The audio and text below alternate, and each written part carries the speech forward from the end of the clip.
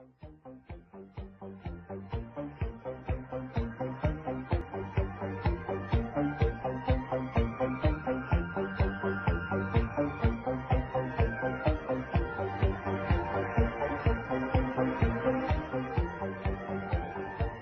to Art Bell, Somewhere in Time.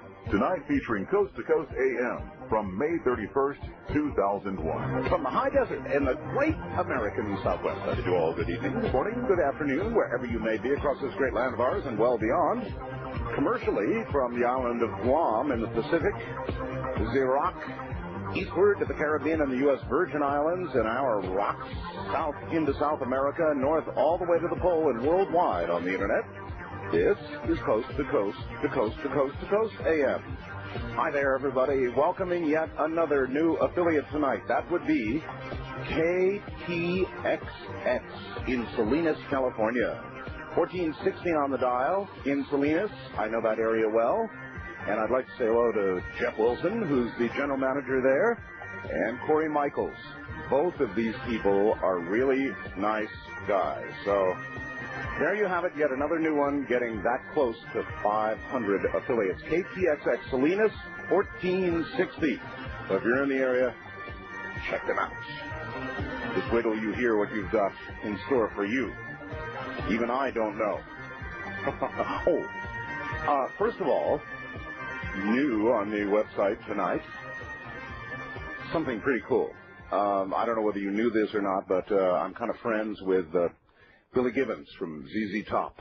And Billy wrote me a letter, wrote Ramona and I a letter, and with it sent a photograph that is so cool. I had no idea Billy was doing this. Billy went up in the Vomit Comet and experienced weightlessness. God, I would love to do that. I wonder how much it costs to go up in that thing. Anyway, we've got a copy of the letter that he sent to us, to Ramona and myself, and that we've got a photograph of Billy in the Vomit Comet. And then, if you keep going down a little bit, you're going to see a wonderful article. But in the middle, between the letter and the photograph, you will see Vomit Comet video, 800K, MPEG. And in that, you will see Billy Gibbons floating in the air with his guitar floating above his head. Pretty cool stuff. So, all right for you, Billy. Billy, let me know, will you, what it costs to do that? That's something I'd really, really, really love to do. If even, just once, get up there and what do you suppose weightlessness is really like? I have no idea. The closest thing that we, I guess, can experience on Earth to weightlessness, obviously, is diving in a pool or in the ocean or in water, right? Weightless, sort of, but not quite the same thing as just floating in air. Just floating in the air. Can you imagine that? Well, Billy did it. So we've got the letter, we've got the photograph, and we've got the video, courtesy of ZZ Top's Billy Gibbons. Now, McVeigh, I see, indeed, today asked a judge to delay his execution, which is strange. I don't get it. He wanted to die, right? And then the FBI came along and said, well, we've got these documents, but they don't bear on guilt. And now he wants to delay his own execution, so I don't know. Maybe as he got closer to meeting with whoever he's going to meet when that time comes, he decided he'd rather put it off for a while. Senator James Jeffords, who last week left the Republican Party, has decided to give all his money back to those who supported him when he ran for office. An honorable thing to do, I guess. And that'd probably be a lot of money. It costs a lot of money to run for the Senate, millions and millions of dollars. President Bush would like a military spending increase in 2002. In addition to the $5.6 billion hike he is planning for the current Pentagon budget, it would seem that he wants even more. So he might add even more to his originally proposed $310 billion budget. And so I don't know. What are we doing? Who is it we are protecting against? The Chinese, sure, to some degree, I guess. But it seems to me with the Soviet bloc gone, and they really are gone. I mean, they are just absolutely clueless, moneyless, without any clear political direction. They're just gone. Yes, the nukes are still there, of course. But it seems to me a time that we would not necessarily be increasing our military budget, maybe holding steady, but I don't know about increasing. But that's what they're going to do. We are going to do a program tonight on the shadow people. And there is a lady who contacted me, a doctor, Dr. Morgan Spence, who said she has been researching the shadow people for 11 years. She has a new website up. It just went up last few days called shadowbeings.com. We've got a link on our site to it. She'll be here next hour. But I thought I would read you the following letter. And this is just plucked out among thousands and thousands and thousands of letters. Art, I would like to start off by respectfully requesting that my name, location, and company be withheld should you choose to air any of my theory as to the cause of the increased sightings of shadow people. And he goes on to explain where he works. He is a very technical person, let me tell you. I'm withholding the information. Very technical person. And he says his job requires him to report accurately and technically. When I first heard about shadow people, I said, okay, mass hysteria or simple minds at work. I understand some people have seen shadow people for many years. I have a theory of why sightings may be increasing. I'd never seen one or anything else paranormal till this weekend. Two reasons I feel might have caused this and possibly be the cause of more prevalent sightings of this phenomenon. This weekend at work, we were testing a laser scanning display that we manufacture for military aircraft. For many hours, I was looking at this display, which rapidly flashes patterns generated by the laser assembly, which simulates generating 3D images of ground targets. I guess you can begin guessing where he works, huh? The system is mounted in an aircraft, and it scans objects with a laser. The computer then takes the length of each beam pulse and returns to generate an image similar to how a sonar works. Anyway, I was also I happened to purchase a DVD player this weekend. I was quite impressed with the quality and sharpness of the picture, but I noticed that my eyes felt different while I was watching a rather long movie about D-Day. Nothing uncomfortable or bothersome, just different. When I returned to work and began working with the laser again, I noticed this feeling increasing. It felt as if my vision was speeding up, kind of like I was looking at things in slightly fast forward. At first, I thought it was from fatigue, but I noticed the edges of my vision becoming pixelated, not blurry, but the image was a collage of small flashing blocks, kind of like looking through some really small block glass. I guess you've all done that, right? Only being able to focus clearly on a central cone directly in front of me. I knew the laser had something to do with it, so I took a break, rubbed my eyes, went to get some coffee. As I was pouring my cup, that's when I saw it. My vision was still in the pixelated state, but I noticed a quick dark blur out of the corner of my left eye. When I turned, well, let's just say I was glad to have used the restroom earlier. There, in the corner of the office, was what looked like a small child wearing a dark robe of smoke, huddled in the corner. I could not make out the face or any details, but I could tell that as I stood there staring at it, it was turning its head to look at me. When its head was in alignment, so it was, in quotes, looking at me, it stood to about 4 feet tall, quickly sprinted along the wall, and just vanished. Not into anything, but like it began moving fast enough, like going into warp speed or something, so I couldn't quite see it anymore. It just stopped existing in front of me as it sped along the wall. Art, I know what I saw. I just stood there, frozen with fear, because I had no idea what in the hell I was seeing. We remained looking at each other for at least 20 seconds before it sped off. I was wondering how many people who report seeing shadow people own and frequently use equipment that produces rapidly moving digital images, DVDs, PCs, digital camcorders, and cameras, that are displayed at different or possibly higher or lower frame rates than our eyes are normally used to seeing. Is a light going on there, folks? Anyway, he goes on, I'm sure looking at the laser display for hours could only have accelerated these effects. I'm telling you, Art, I don't believe in ghosts or spirits. I was an Army Ranger before entering my current field. I've seen plenty of things out in the woods at night that'll get your heart pounding and freeze you for a second. Those things go away when you look right at them.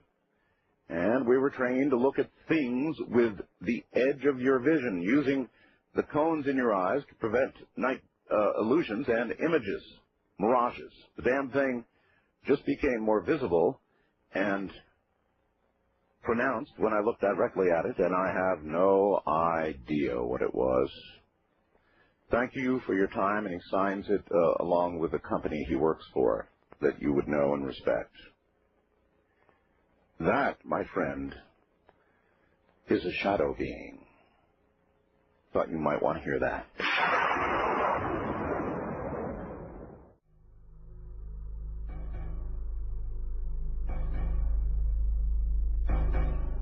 So I have had literally thousands of, I think now 8,000 or 9,000 shadow person letters and emails and phone calls, and tonight we're going to deal with it. Oh, by the way, booking Ed Dames out at about, I think, June 8th. Out at about June 8th. Talked to Ed earlier today. He's going to go to work on two things for us. One, the city underwater, a half mile under the water, off the coast of Cuba, and the shadow people. Ed Dames is very interested, and he's going to take a look at those two, and we'll have him on June 8th, so I thought I'd give you a heads up on that one. Here's a kind of an interesting fact. Art, I was looking over the census data and found that every state in the country gained people, biggest gainers, west and south, and east is still growing, but at a slower percentage. Before you know it, the whole country will be one massive urban sprawl full of congested roads, with road rage everywhere, trucks barreling down the highways, trying to keep up with the commerce, continuous pounding of keyboards, day in and day out for workers in white-collar firms, smog and soot oozing from the new factories that will have to be built to employ the masses after our higher education system can no longer handle the population boom, a return to coal-burning power plants because of terrible planning, waves of bandits and organized crime rings moving from region to region, going undetected under the shield of overpopulation. Boy, that sounds a little Mad Maxy to me. But on the other hand, most of those trends that he talked about are certainly well underway, huh? Somebody writes, with regard to last night's announcement about the heat in San Francisco, it may be 101 degrees on the West Coast, but we have the heat here in Missouri. It is still in the 60s. He's being facetious. The crops are not yet planted in the fields. It rains every day. I'm so sick of cloudy, overcast days. At least 2.5 weeks since we've seen the sun. Hard to believe. They're burning up on the West Coast while we're burning up heat fuel here, Larry, in north central Missouri. Well, that's exactly what's going to happen, folks. People misinterpret global warming to mean that everything is going to warm up, and to some degree that is true. But in between, there are going to be extremes. Global warming and greenhouse gases are going to mean extremes, that we're going to get bigger storms, that it's going to be hotter, it's going to be colder, it's going to be wilder all the way around. So I'm not surprised at all what he's saying about Missouri. And the crop's not yet planted. I'm not surprised about that either. Last night I told you that I think we're now to the point with the weather change that the argument about whether or not it's changing, despite who is doing it, that argument is over. It is changing, profoundly changing, and we're in the middle of it right now. And that what we really ought to be working on, in my opinion, my humble opinion, is adjusting to the change. I mean, everybody wants to go on living reasonably normally, right? So we will have to adjust to the change. If where you can farm begins to move a little bit, you notice a big fall-offs in farm output, which you will, that's going to mean things have to begin moving. It's going to mean that those who are in charge of protecting us and looking out for our interests are going to have to make judgments about how to begin to modify things a little bit. I know it's scary, but I think it's reality. He writes, hey, Art, my theory is that just like at nighttime, here we go again, you see a sodium vapor light and watch someone's wheels turning while traveling down the road. They appear to move backwards, stand still, or move forward, right? We are just frequency beings, only able to detect some frequencies modulated by our sun, artificial lighting, even time itself. These shadow beings are living at a different frequency. Beyond the frames per second, our eyes can understand. Only when another frequency beats with the shadow people and ghosts do we see the subcarrier in the corner of our eye. Does this make sense to you? Please ask your guest about it tonight. Thanks, Gary. Thousands like this, but they are beginning to come to an interesting consensus. As you listen to these letters, are you noticing that too? A kind of an interesting consensus that everything is frequency bound and that whatever it is, modern technology, as outlined in the first letter,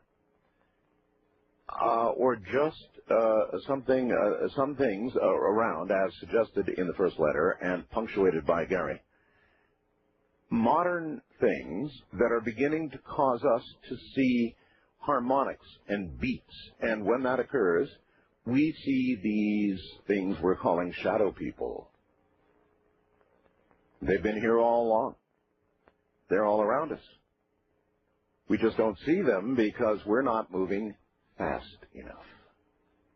Why would you imagine suddenly we're beginning to see them? Well, one thing you definitely might imagine is that new technology like DVDs, things that use lasers, camcorders, a lot of things that might begin to speed us up a little bit in terms of frames per second and get us accustomed to watching something a little faster. The moment we begin to just edge ahead a little faster in our vision, boom, there they are. What about whatever they are? There they are. And what about this aspect that seems to indicate they're used to the fact that they can see us, but when we see them, they freak out and they run. And when they run, they're going then faster than we can see them, and so to our eyes, poof, they disappear. That doesn't mean they're gone. That just means they're now moving at a frequency we really can't see. So we're beginning to edge toward them. It's just something that's happening, and our technology, to some degree, I believe, is assisting. Now, this is just the latest number 10 theory, but I think it's a pretty doggone good one, and I want you all to consider it. At any rate, we will consider it very hard in the next hour. In the next half hour, we will open the lines and see what's on your mind out there. So, prepare thyselves. You know, we really live in strange times, don't we? Exciting, strange times. The old Chinese curse is upon us. I'm Art Bell. This is Coast to Coast AM.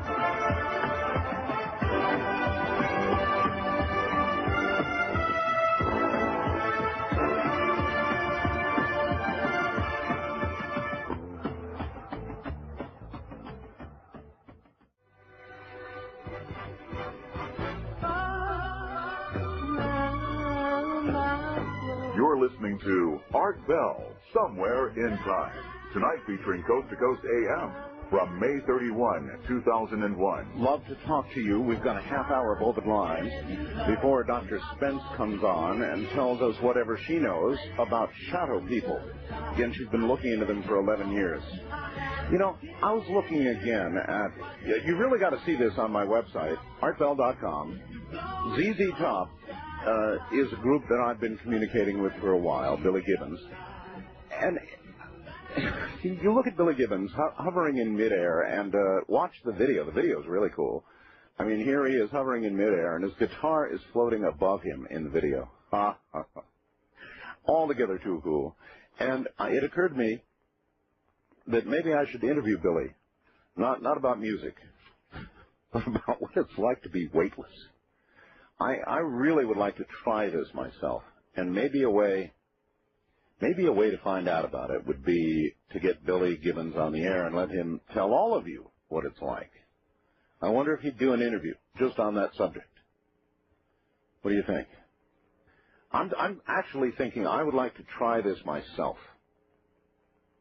I think I would like to try it. Now, in the world of safe and unsafe, my company and hopefully even my wife would agree that this would be safe.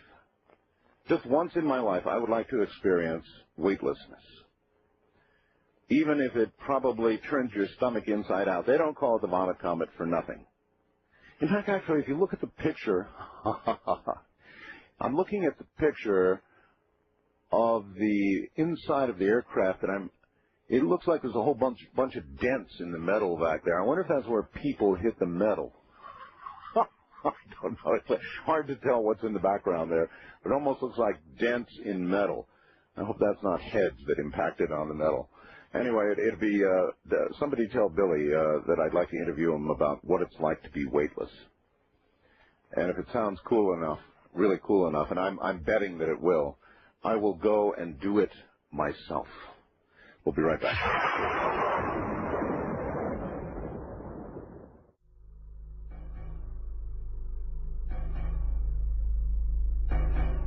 Actually, this letter, the longer one I read you from the gentleman in the high-tech industry, I sent that along to Keith. Keith, you might check your email if you see if you still have it. If you do, you might want to post it. In doing so, though, please remove this gentleman's employment information and the information about his job and his name and all the rest of it at the bottom, but leave the explanation. It's the best I've ever heard. First-time caller line, you're on the air. Hi. Hi, how you doing? I'm all right, sir. Where are you? I'm in St. Louis, Missouri. St. Louis, all right. Yes, sir. I want to start off with the first two shadow people occurrences that I've had. One was in my house, and one was right before I was getting ready to go into my apartment door.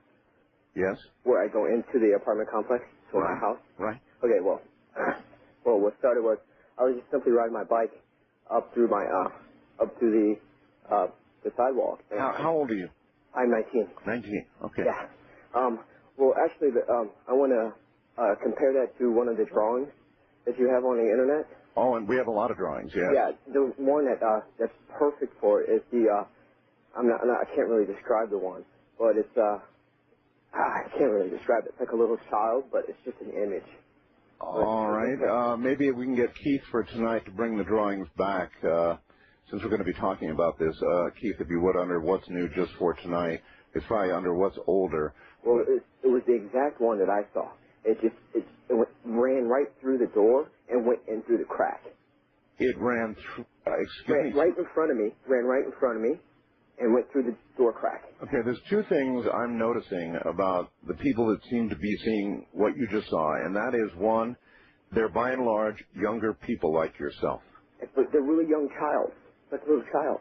You're saying you saw a young child. No, I'm saying the people seeing these beings seem to be younger. Mm-hmm. Okay. Well, the other one, I was just going into my living room, looking out my sliding door, and it was just right out my sliding door. And my sliding door was slightly open. Yes. And just shoot right through. And you could see it full on. I saw it pull up. I appreciate your call, sir. No, I have also one little thing. What's that? I I just wanted to make a theory about some things that we may overlook. That's probably right under our nose. Okay, did you hear the letter that I read? Yeah. What? No, I had something different, actually. No, I know, but But with regard to shadow people, did you hear that letter about DVD players and lasers and all the rest of it? And everything? Yeah. But I think it's something that we overlook. Actually, it's just different. Okay. It has something to do with women. Women? I would say, yeah. The power of the woman. At 19, everything has to do with women. Yeah. Like, I'm thinking that it's the frequency that they control. It's an exercise that they do that alters these shadow people. It might be. Blame it on women. Yeah. Yeah, sure, why not? You never know. You never know. That's Maybe right. that's what we're... All right. Listen, I really now must leave the line, but thank you for your description and take care. Women. By the way, we had an interesting experience today. Every now and then, Ramona will go into town on some other mission, but on the way back, she will pick up our favorite McDonald's. And they have a new burger. Ramona, come tell me what it is again, please. I forget the name of it, but I should tell you so that you'll understand the rest of the story. McDonald's has a new burger that they make. And at any rate, she went in and ordered 3 of them, brought them home. Yes? A double deluxe? Oh, yes, you will. Yes, you will. There's nothing unsafe about that. Close the door. A double veto power my... a double deluxe. A double deluxe. And these are relatively new, I think, with McDonald's. And so we think they're pretty good. And she brought home 3 of them. And I opened up the first one. And I looked down at it. Talk about disappointment. Here we've got, I think, a pickle, some lettuce, some kind of secret sauce, and maybe a little slice of tomato. But no meat. No meat. So I said, oh. And I opened up the second one. Same deal. Opened up the third one. Same deal. They're veggie witches. I don't know what they are. They're minus the meat, and it just doesn't work out. So we called them up, and they said, well, come tomorrow and get replacements. We don't just idly drive 20 miles, to get replacement burgers. Veggie witches. Wildcard line, you're on the air. Hello. Hello, Stephen Phoenix. Hi, Steve.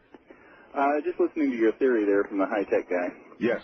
The whole thing crystallizes because in the early days, in fact, when I speak to people about this, the first thing they say is this, oh, yeah, I see those out of the corner of my eye all the time. Uh-huh. And usually their story starts with late at night when I'm sitting at the computer. And there they are. Ta-da. And I was just wondering, it reminds me of a timing light on your automobile. Absolutely. You put it down, you can finally see the line when it is time. Same idea. So I was wondering if Ghostbusters should start carrying these timing lights. Maybe so. I really think we're on to something here. I think that man is definitely on to something. And the people who see them head on is usually at night, and it's lit by artificial lighting from the street. Mm-hmm. And everybody knows that the streets are not the same kind of lighting you have in your house. That's it's right. argon or a fluorescent or some other frequency. That's correct again. Just had to throw my 2 cents worth. But think about it. Think about what's enabling us to begin to see them. We have stumbled across a gigantic, incredibly large phenomena that's real, and there are creatures coexisting on the planet with us that we're just now starting to see. That's pretty incredible stuff. Pretty incredible, but it could be caused because more and more cities are going to these energy-saving lights. Here, and it's the flutter speed of the light itself. Yeah, but it's right. I understand, but it's not. Thank you. It's not just the lights. As you pointed out, it's a computer. It's a flicker factor. It's frames per second. It's the speed at which you're seeing things. If we're talking about different frequencies here. When you begin seeing things at a slightly faster rate, you begin seeing what you couldn't see before. And they're all around us. And they're real. I don't have the slightest idea what they are. But they seem aware that they can see us, and only shocked when we can apparently see them. So they coexisted with us, seeing us, which will sort of give you a case of goosebumps to begin with, right? But now we're beginning to see them, and oh, are they surprised? East of the Rockies, you're on the air. Hello. Hello? Hello? Yes, you're on the air. Hi, Art. I've been a fan of yours for years. Oh, well, thank you. And glad you're back on, and I'm really interested in this. I've got three things that I brought, that I got two books. I won't bring the name of the authors up. Why not? You can. Okay. Because there was subjects I've listened to you talk about before from different people you've talked with on the online there that are how do I say experts. When we were talking about the Sphinx and everything about the aliens and UFOs. Yes. And I've read a book called Area 51 by this gentleman named Robert Doherty. Yes. And I mean, it talks about how they're saying is that like he's saying like the Sphinx should actually be communication beacons for aliens through the tops of some way metal instead of brick. Talking about how some aliens might have been down on this earth so many years ago. That's one great theory, of course. That might have helped with history without us really knowing it. And I thought that was pretty neat. And another book I've got, when you were talking about, with one of your experts was talking about what's going on in Antarctica. Yes. I read a book called Subterranean by this guy named James Rollins that talked about a cavern in Antarctica where actually prehistoric people and creatures live. Yes, I've heard this. In Antarctica, in a cavern, and these people are going over there, and I mean, these creatures are like mammal reptilians. And then they could, they could have babies as well as carry off. Baby reptilians? Yeah, like baby reptilians and everything, and they're like mammal reptilians. It's kind of weird to kind of have babies and look like, and according to description, like little Tyrannosaurus rexes that run around tearing people up. I know that was pretty neat. Plus, the thing I wanted to bring up too, Art, is that I actually had a UFO experience when I was a kid. Saw a UFO. And I always wanted to bring it up to you ever since I've heard you on radio. And I thought I'd bring it up to you tonight. Well, you're now one of the majority of Americans. And it feels good, though. Well, listen, thank you very much, and take care. Oh, most Americans now have seen a UFO. I don't know what percentage of that majority would say that they have seen something from elsewhere. Remember, a UFO is simply an unidentified flying object. So unless you have a close-up view of it, you're unlikely to characterize it as coming from somewhere else. And yet most of the American people, the majority, think that life does exist elsewhere.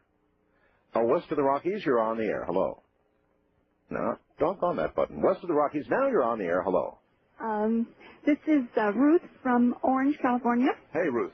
Yes, and I want to talk about the shadow people. Okay. Yeah, it's really weird, and I even hate to bring it up, but I haven't heard you mention anyone hearing anything from the shadow people. Now, let me explain what happened to me. You are correct. I live alone, and I have about 3 or 4 locks on my front door. It's only one door out because I'm in an apartment. And I went to bed. I usually read before I turn out the light, but I have a night light on. I turn the light off, and as I turn it off, I heard something kind of in my living room. Oh. And I thought, oh, gee, what's that? And I'm laying there with the light, a night light on. It shadows my hallway. I look up, and I see this black shadow of a man. And it seemed like he was coming real fast in the hall. Then when he looks up and sees me, he comes towards me. I threw the sheet over my head, and I said, oh! And he leaned over me and said, boo. What? Yes. And that's why I'm calling. Otherwise, I would No, wait. Can you remember whether there was, in other words, was this the classic picture of the shadow person, sort of a... Yes, it was. It was just like, I saw the arms, the head, but I couldn't see a face. It was just black. Everything was black. It was the shadow of a person. And you threw the sheet over. I did, because he was coming right towards me. And he said, boo? And he leaned over and said, boo, and finally I didn't hear anything, and I pulled the cover back a little bit. Oh, my God. I couldn't sleep for 2 hours. I got up. I wouldn't sleep for 2 days. So apparently the shadow people have a sense of humor. Well, I don't know. The first thing that came into my mind was I know someone is getting close to going on the other side, and I thought, oh, gee, I wonder if they've already gone. But I thought, I don't believe in stuff like this. But that actually happened, and I called about 3 people that I'm close to and told them what happened. And? They said, oh, gee, Louise, maybe that's, what is it? Some people meditate, and they say they can transform their spirit to another location or something, and I thought, oh, I don't know, but I don't want to get caught up in that realm. As in out-of-body travel. Out-of-body experience. That's been another theory that people have had about what it might be, but if it clearly said the word boo? Boo, yes. That's what gets me, because I haven't heard any of your... It was in a man's voice. Yes. I could actually, when I pulled the cover over, I knew it was right there in front of me or side of my bed, and I could see him. He leaned over and said, boo.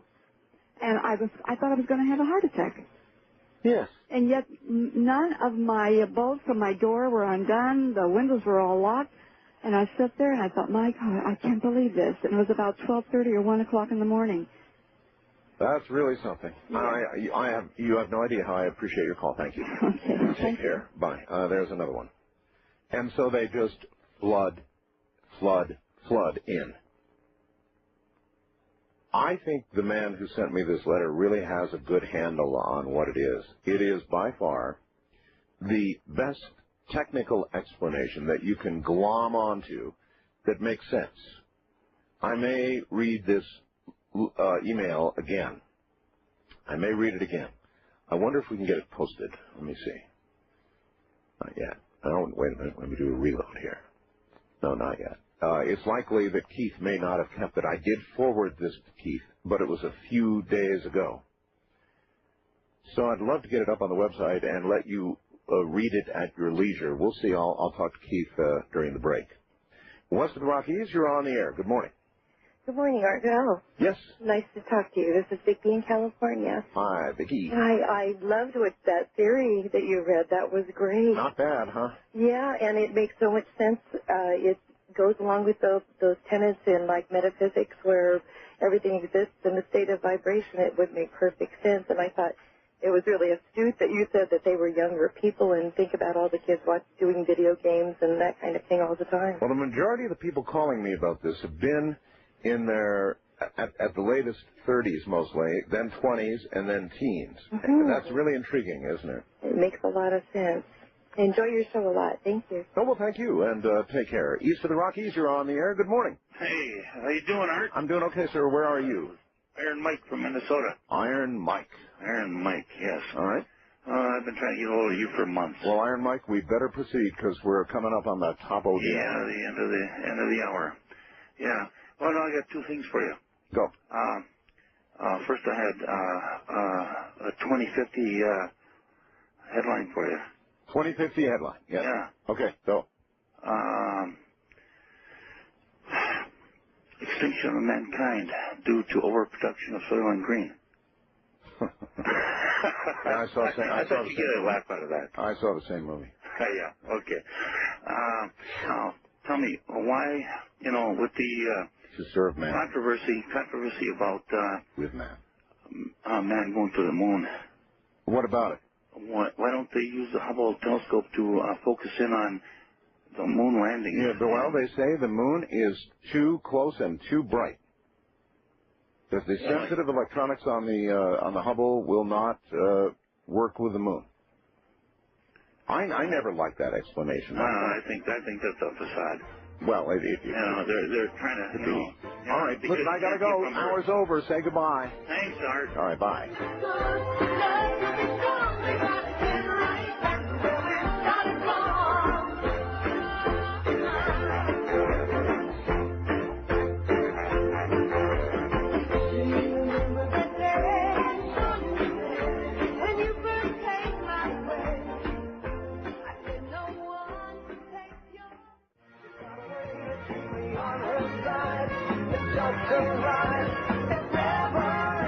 Bring Pioneer Network presents Art Bell, Somewhere in Time. Tonight featuring Coast to Coast AM from May 31st, 2001. Good morning, everybody. In a moment, we will continue to explore what I thought was a subject unique to this program, a discovery made virtually on this program.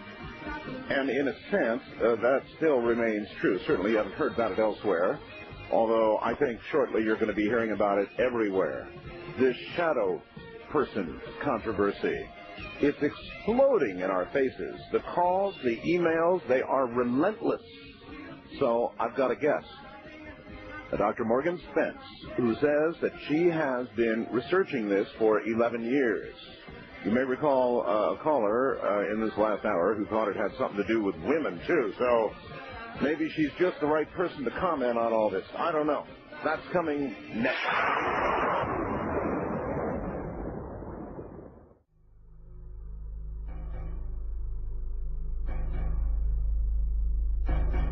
Now, the story that simply will not go away, in fact, keeps increasing, actually, in its ferocity in terms of having legs and sticking around. Something really is happening. A lot of people, of course, are not going to believe it until Peter Jennings or Miss Brokaw or somebody says it. But we know it's true here, don't we? The shadow beings. Dr. Morgan Spence was born in the northwest U.S., raised by her Australian father and Irish mother, both of whom were raised in South Wales, then later immigrated to the U.S. Dr. Spence's father disappeared under mysterious circumstances in 1985 and has never been seen since. She received her Ph.D. in paranormal research from the International Research Academy, has dedicated her life to gaining a better understanding of paranormal phenomena, what it means to us, our society, and our existence. She currently resides near Vancouver Island in Canada. She has a website up about it's shadowbeings.com, which you can get to through my website. We've got a link there. And she wrote me an email and said, Art, I've been studying these beings for 11 years. A subject that I'm relatively new to. How long have we been talking about this? A couple of months, maybe? And she's been looking at it for 11 years. Here she is. Dr. Spence, welcome. Hello, Art. Can you hear me all right? I hear you fine, sure. Great. Thank you so much for having me on the show tonight. You're very welcome. You came out of nowhere. Well, yes, and so did you, sort of, to me a few weeks ago. How did that happen?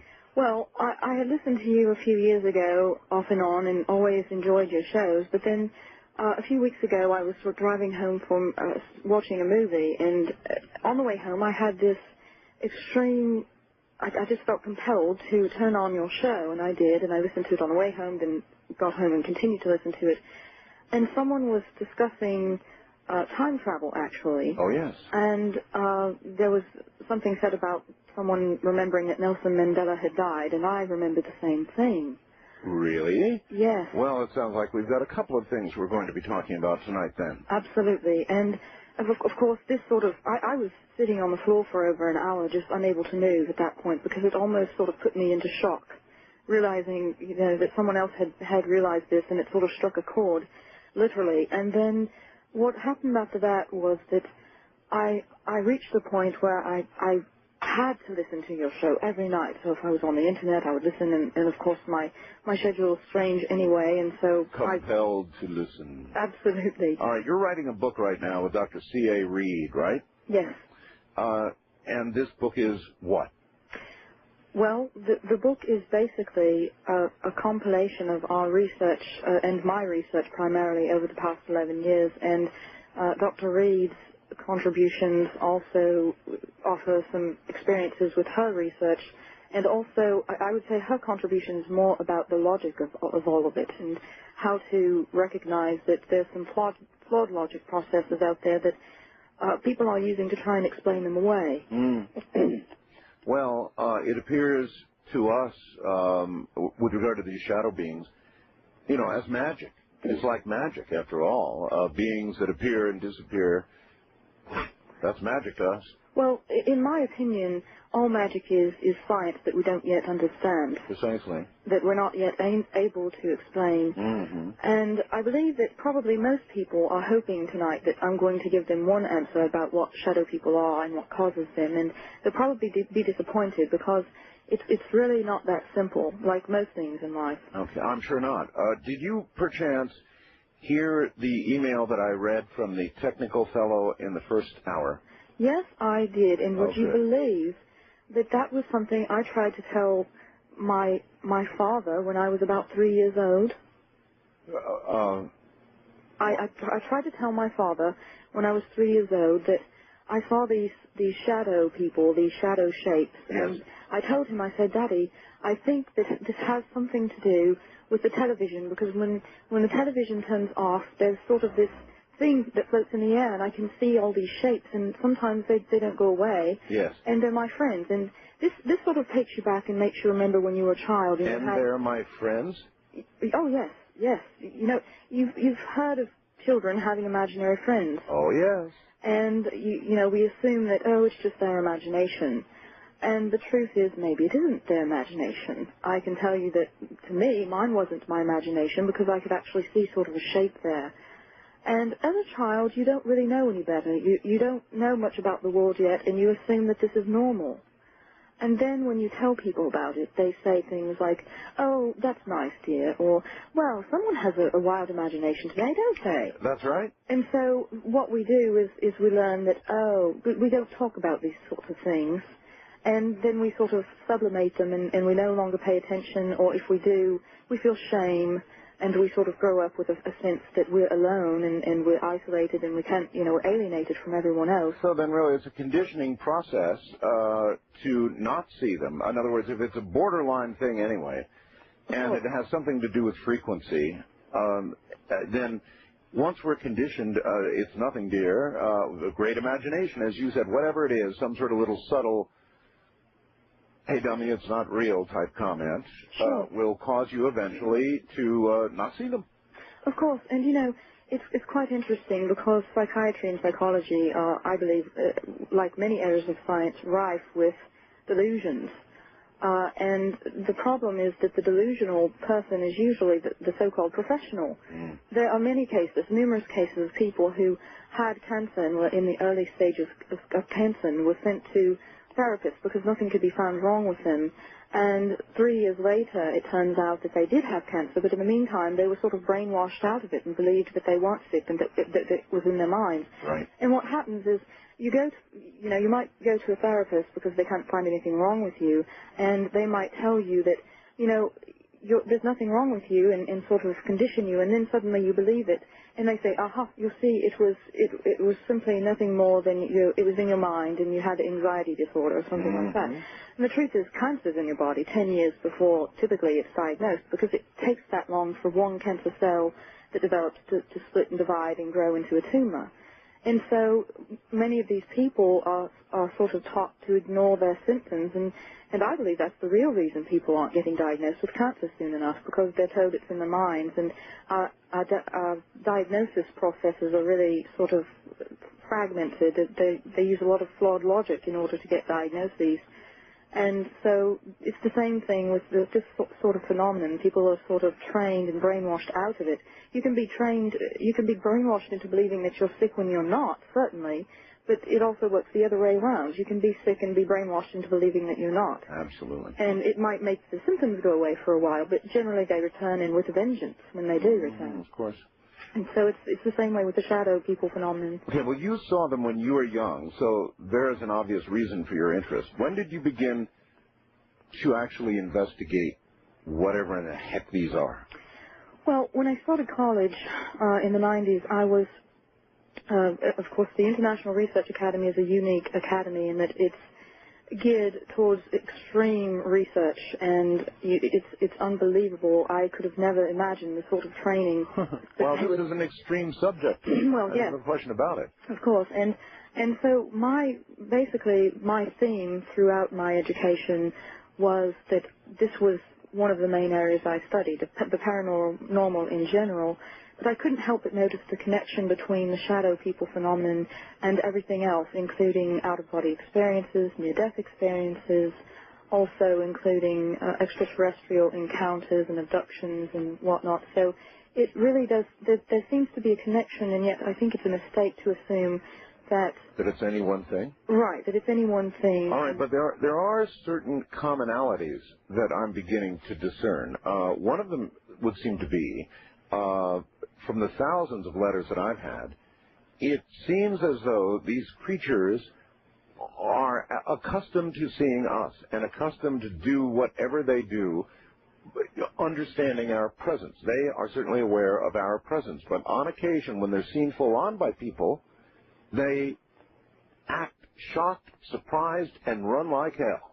Well, of course. Now, imagine, Art, for a moment that you are one of these beings and you've been around forever and you've spent God knows how many years observing humans and watching them and sort of being entertained by them, maybe, and suddenly they can see you.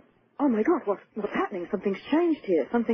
This isn't right. And so they run. That's their first response. To a shadow being, if these theories are correct, we must be almost barely moving monoliths. In other words, we must be going at a very slow rate compared to them, usually.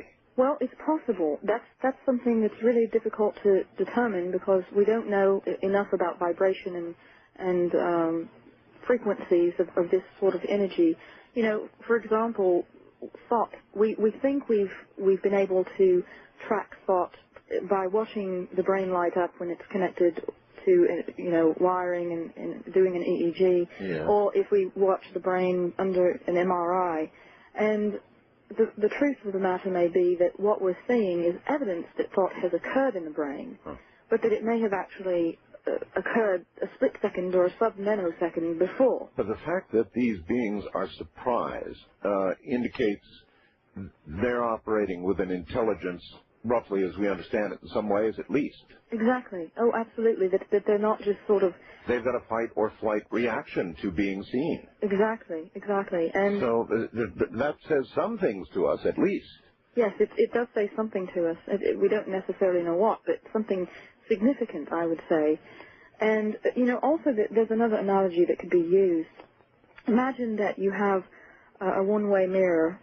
I believe I get confused which one is a one-way, which is a two-way, but, a mirror where the one person looks in it and sees themselves, and you're on the other side, and you see them, but they don't see you. Oh, that's... I believe that's one-way. No, one... Two-way? No, I think it's two-way. Oh, well, I think... Anyway, whatever it is, they know what we're talking about. Sure. And if you're on the other side observing someone, like in a police interrogation room... Yes. And you're assuming that they can't see you, and so you feel rather safe. Correct. And even if the other person on the other side isn't really a danger to you, if suddenly they can see you, you suddenly feel vulnerable. I'll tell you what else will do it. If they get up from their chair and go on the window and say, hey, you in there. Exactly. It's just sort of a, thinking that you're undetected and then realizing that you are detected is unnerving. That's just a normal response of any sort of being, I would think. All right, but if so many, here's another one for you.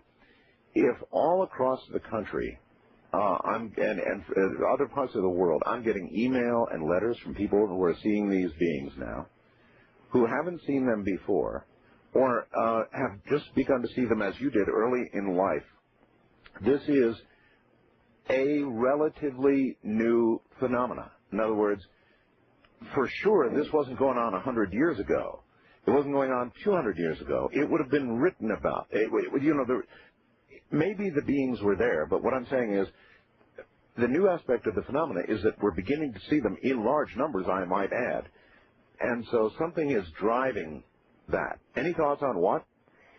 Well, I do believe it has to do with electromagnetic energy and other types of energies, and there's so much of it. One of the things that I've learned from speaking to many different people and doing interviews with them is that the more electronic gadgets they have in their homes, and of course lasers as well, but not just lasers. It could be a television, a radio, any number of things. Well, if that's it, I should be seeing armies of them. I have more electronics and microwave flying around here than the man in the moon, and I haven't seen one shadow being yet. Well, my question would be, are the windows and doors open frequently in that dwelling? No. No, they're not. Well, we open windows for fresh air here in the desert at night in the summer. Let me qualify what I said. Here's how all of this began. And I actually have seen something in my peripheral vision. In fact, when I began the program Dreamland many years ago, I wrote an intro to Dreamland which said, things seen from the corner of your eye in a flash, or something like that.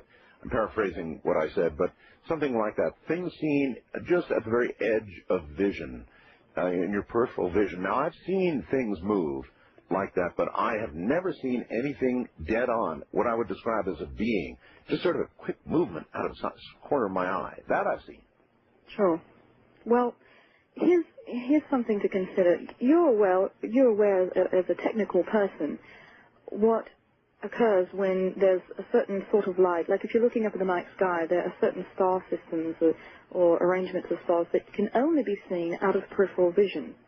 Right. And this is because they're very dim, or, sometimes maybe there's interference in the line of vision or whatnot. There are many things that we know are real that we frequently only see out of our peripheral vision, and it seems to have to do with brightness. Well, with this, sort of all bets are off because we don't know exactly what we're dealing with, whether it's light or radiation or electromagnetic fields, but it seems to be that somehow the volume gets turned up, and suddenly, instead of only seeing them out of the corner of your eye, you can see them dead on, because they seem to gain in strength. And I believe that there are a lot of scientists out there who are skeptics and who are saying, well, if you see things out of the corner of your eye, it's simply your imagination. And I have an example of that. When I was living in an old house a few years ago, I remember that I would see something out of the corner of my eye, and it was moving very quickly, and I thought, oh, it's just my imagination, because it's an old house and whatnot. And then suddenly I began to realize that it made a little noise, a little pitter-patter, and I thought, I wonder if I have a mouse. And I never could see this mouse, but I actually bought a glue trap, and I put that in the kitchen. And the next day, there was this mouse there. Really? And so I freed it and let it go outside, but it was indeed a mouse. And so this was a very real thing that I was seeing, but had I not put the trap out, I probably would have never known. I would have continued to think that it was something I was seeing out of the corner of my eye that was my imagination. And so it's the same thing with shadow people. Just because it's out of the corner of your eye, just because you can't see it dead on, doesn't mean it's not there. Because, of course, the parallel is that we have many things that we know are real that we still can only see out of our peripheral vision. Well, when I wrote those words that really went to the core of what the program was to be about, I think I instinctually understood that I was seeing some real phenomena, something I really couldn't identify, but I felt strongly enough about it to put it to words. Exactly. Even then, that was years ago. So I guess I'm not really surprised about this. What I do want to know, and you're going to disappoint me for sure, is I want to know what these beings are. They must be all around us. They must be sharing the world with us. They must have their own... I don't know. I'm at a loss for words. Well, I have quite a few pieces of information that may at least shed some light on it for you. I believe that, first of all, if you want to look at what these things are or are not, or a variety of things that they may be, let's first look at what they probably are not. All right. I'll tell you what. Hold that thought, what they are not, and we'll break here at the bottom of the hour. Dr. Spence, Dr. Morgan Spence is with us. We're talking about shadow people. It's not exactly a really big field of study in general. It's something new and growing and real. The rest of the paranormal community is going to be catching on very shortly because the magnitude of responses I've had has been beyond any other subject we've talked about. This is Coast to Coast AM.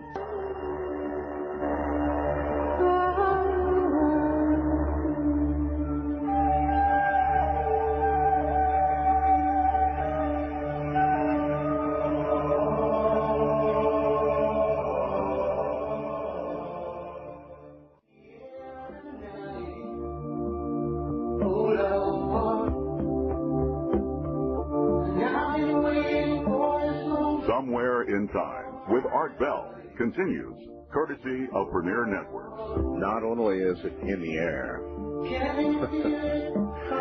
but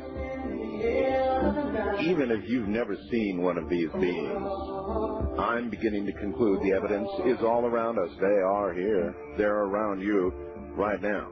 You just can't see them. Have you ever felt the back of your neck sort of stand straight up? All the hair on it stands straight up, bristling because you know something's there? Or have you seen one of these things yourself? Either way, what we're talking about are what are called shadow people. We'll get right back to it.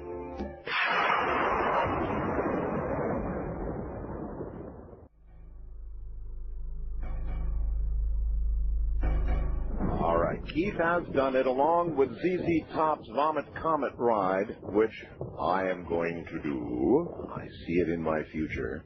Along with that comes now another shadow being story. At the top of what's new, that's what it says, another shadow being story. It is, in fact, a copy of the email that I read in the first hour. I would suggest that as many of you who think you know what you're doing as possible, read that and render an opinion to me on what you think with regard to the phenomena. I think the man may have it nailed down, or at least to some degree. Certainly the reason we're beginning to see these beings in such large numbers. In the meantime, let's go back now to my guest, Dr. Morgan Spence, and discuss what they're not. You were beginning to say that they are not certain things based on what we know so far. Well, I believe they're probably not certain things. First, let me qualify everything and say that my favorite three words are I don't know, because I believe the moment we begin to believe we know something, that's the moment when we begin to be wrong. And with linear logic, which is quite limited in many ways, frequently what will happen is we'll be right on except for one tiny detail, and then the rest of the direction of our linear logic, the line of our linear logic, is completely off track. And it just gets worse and worse as you go along. Mm-hmm. That's why, actually, my colleague, Dr. Reed, who co-wrote the book with me, which, by the way, is called Shadow Beings, Reality Unveiled, she developed a method of logic that she calls spherical logic, which makes more sense to me because we live in a spherical world, and it doesn't make much sense to try to completely inflict linear logic on a spherical world. You're going to miss a lot of the aspects, and yet linear logic can be necessary in order to understand pieces of a puzzle, but if you're not able to... Well, you're talking to a linear audience for the most part, so if you want to talk about spherical logic, you're going to have to explain to us what it is. All right, well, spherical logic basically is that instead of following point A to point B to point C, and then stopping when you think you've got it figured out, right. You continue on and you go around a 360-degree circle until you get back to your original point of starting. And then you take it from there and go three-dimensional with it. And you look at as many other things as seriously as you would of this one point. So basically, we have, for example, I've encountered physicians who are convinced that this is sort of a chemical thing in the brain, and because they've been able to reproduce these sorts of phenomenon in the patient by giving them certain chemicals, they've determined that this must be what's really causing this. DMT, for example. Exactly. That's a huge theory that I believe is going to continue to develop in the medical world. Well, first of all... I'm about to have a physician on who got permission from the government to give a whole bunch of patients DMT, and did, to investigate exactly this. I believe I received an email from him, and I am interested in his information, because even if it doesn't completely explain things, it certainly will provide some insight into what may allow us to see these beings. That's right. I do think that it is extremely flawed logic to assume that because we've figured out certain aspects of the experience that we now understand what causes it. Because, you can give someone a chemical injection and cause them to feel very happy. Absolutely. He's Dr. Rick Strassman, by the way. Oh, all right. Yes, that's right. I do believe I did receive an email from him. Okay. But you can give an injection of some chemical to someone and convince them, that they become convinced that they're happy, and they perceive that they're happy, and so therefore they are happy for the moment, even if their mother just died and the dog just threw up on the new shoes, you know. That's true. So that doesn't necessarily mean that we've explained what causes people to feel emotions, because certainly we feel emotions when there's a real reason to feel emotions from the outside in rather than just from the inside out. So I believe what happens is because that sometimes we've you know, maybe someone has spent 12 years educating themselves medically, and they now have this idea that it's a medical thing and everything can be explained in terms of medicine. And so therefore they follow a linear logic line. Oh, well, just because, put simply, just because they can reproduce it with chemicals or electrical stimulation doesn't negate the possibility that it's absolutely real. They're simply duplicating it, that's all. Exactly. Oh, no, I'm with you there. So let's circle back now to what they are not. Well, first of all, I want to touch on demons. Demons? Now, sure. I don't claim to know that demons do not exist for certain, but I am quite sure that Define demon. Well, demon meaning, you know, in the biblical sense of evil spirit or something like that. All right. Representative of the forked one. Exactly. Yes. Right. I believe, first of all, that demons are a very primitive concept, you know, a man-made creation by many people's definition of what a demon is. And even though they may exist, this doesn't mean that explains everything that frightens us. It seems that we have developed this automatic reaction that if it frightens me and I don't like it, it's a demon. Yes. And this is oversimplified thinking. You know, I have a primitive reaction. I'm extremely nervous doing any sort of public speaking, as is my research partner. You're doing quite well under the circumstances. Well, thank you. But if I were to go with my initial instinct, it would be fight or flight. Well, I can't very well fight you or the phone, which is... No, I understand that if we really wanted to hear fight or flight, you would just simply hand the phone to Dr. Reed right now and say, you're on, go. Right, and run away. But I'm not going to do that. So we talked about her earlier. She's not really wild at all about public speaking, folks. That's the deal. Right, exactly. And so I'm definitely convinced that just because something is a natural reaction doesn't mean that it's something that serves us in today's society. So you don't think they're demons? I don't think so. I believe maybe some of them could be. But again, I try to stay away from absolutes because that's when you start to confuse yourself and maybe to even get a little neurotic. But I don't believe that all of them are demons, and I'm not sure that even a significant percentage of them are demons. If I read between your voice, you're probably unconvinced there really are even demons, as in the biblical sense. Well, I don't know. I probably not in a literal sense that it's been presented through the religious text. Incidentally, I'm a spiritual person, but I am not religious. Okay. And I also believe that what happens is that ideas get presented and they get sort of distorted because people take them too literally. And even the religious texts tell people to use discernment, and very few people actually do. Right. And so they should take a page out of their own book. Not demons. What about ghosts? Well, again, it depends on your definition of a ghost. If you believe that ghosts is like Casper the Friendly Ghost or a poltergeist like on the movie Poltergeist. No. My definition, I'll give you my definition of ghost.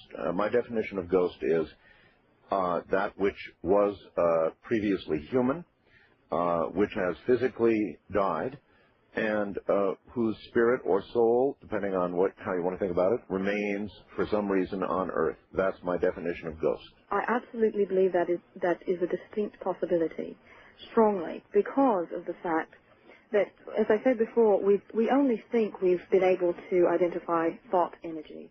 We really can only identify evidence of. So are you agreeing with my definition, or are you saying you think these shadow people may, in fact, be ghosts? That would be a certain percentage of the occurrences. In other words, some may be demons, some may be ghosts, for lack of a better word, what I call soul energy that is no longer attached to or physical body. Right. Yes. Also, there could be ghosts. We need to expand. We have very narrow definitions of things as humans. We need to expand, I believe, ghosts to include ghosts of other beings. because certainly I don't believe that humans are the only beings that have souls. Oh, by the way, may I add that we've had photographs of ghost cats and ghost dogs, or shadow dogs and shadow cats, depending on what you want to call them. Maybe it's going to be interchangeable by the time the night is over. I don't know.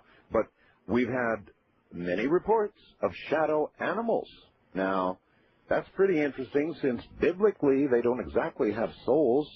Not supposed to anyway, right? Right, exactly, and that's why I don't place too much value on previous belief systems. I think that we need to gain some wisdom to go along with our knowledge and recognize that things do indeed change in the physical world anyway, and that indeed they may change in the, what I call the light energy world. The energy of a soul, I believe, when, and I do believe it's a matter of when, not if, we are able to identify soul energy and measure it and detect its existence, we will find that it is so light and travels so quickly that it is just probably unfathomable by human brains.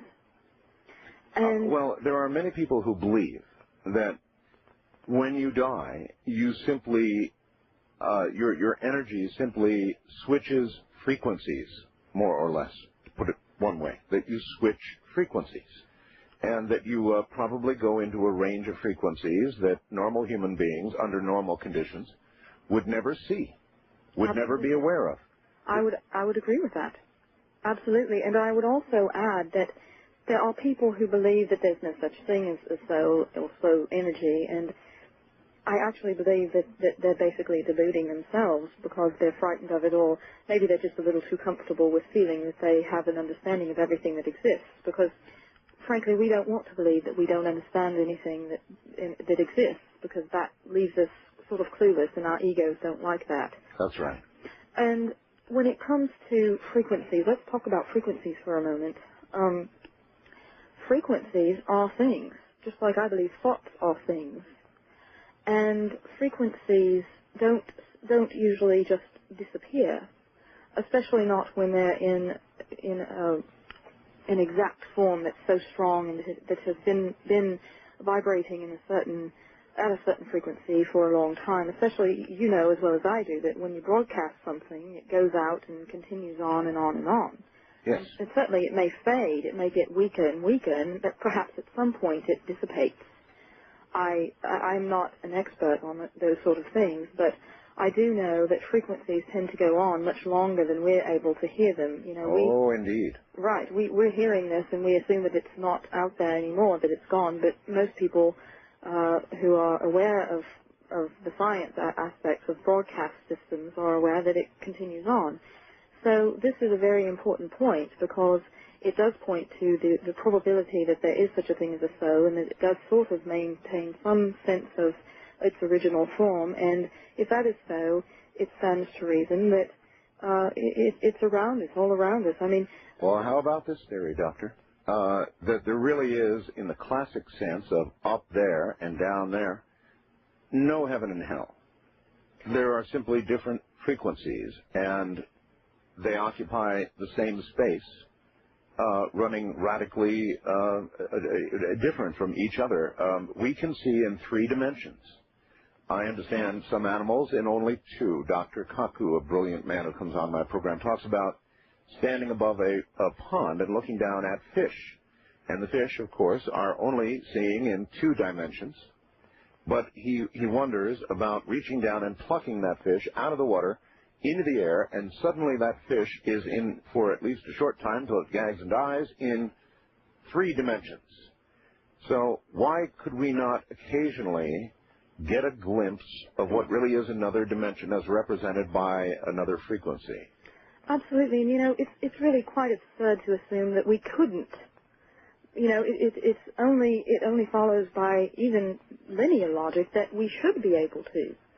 And the truth is, scientists, I'm sure you're probably aware if you've spoken to Dr. Kaku, that scientists believe they have uncovered 11 different dimensions already. That's right. And given that fact, 11 dimensions, that's quite a few more than 3. And I'm not a math expert, but I do know that much. And my theory and I don't know that I have a lot to back it up yet, but my theory is that however many dimensions there are, they probably exist concurrently and on top of one another. Sort of, you know... Would you imagine it would be true that as we can see in 3 dimensions, somebody living in a 4th dimension would be able to see in 4 dimensions? Exactly. And they might not see things the way we do, but they would certainly be able to detect certain energies. I believe that there would probably be a color or a vibration or some sort of sensory input that we don't even have words for because we've never encountered it, that they would be able to perceive.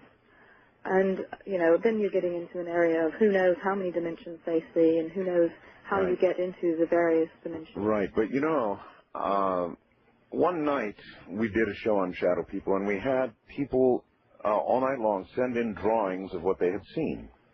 And I hope that you've been on my website and have seen some. Oh, you've seen them. Good. I've looked at all of this. All right, there's a great range of things that they have seen. There's obvious commonalities, big time, in what they've seen, but all the way up to what seem to be demons and awful things that you would not really, you know, if you die, I mean, most of us would not want to imagine that we would pass into a world with beings, sharing the world with beings that looked like that list that we saw there. Exactly. Well, and I don't know that literally it's heaven and hell, but I do believe that it's possibly your energy vibration and whatever it's aligned with is where you're going to be attracted to, what's going to attract your energy and suck it in. You know, you could compare it to a black hole. If you have energy that's sort of nearby one black hole, you're going to get sucked into that one. And if your energy vibrates at a different level, perhaps, you might get sucked into a different one. And so it's quite interesting because perhaps it could almost approach resembling heaven and hell, at least in a very general sense, not necessarily in the literal human sense, the fairy tale sense that we've sort of bought into. But certainly I believe that's a possibility.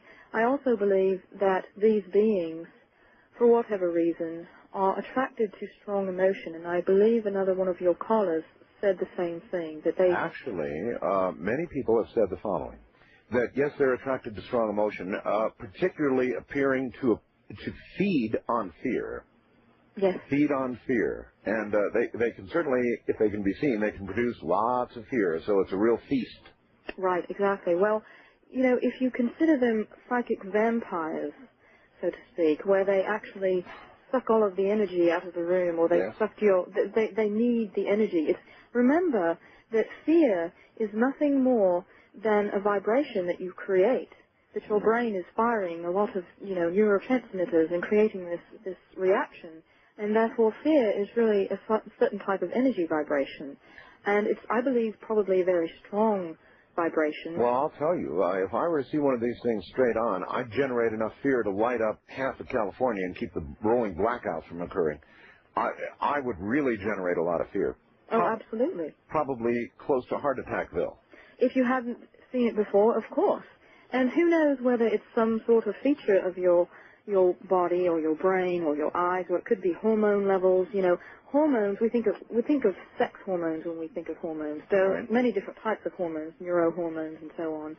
And it could quite likely have to do with the fact that certain hormone reactions allow you to see certain things.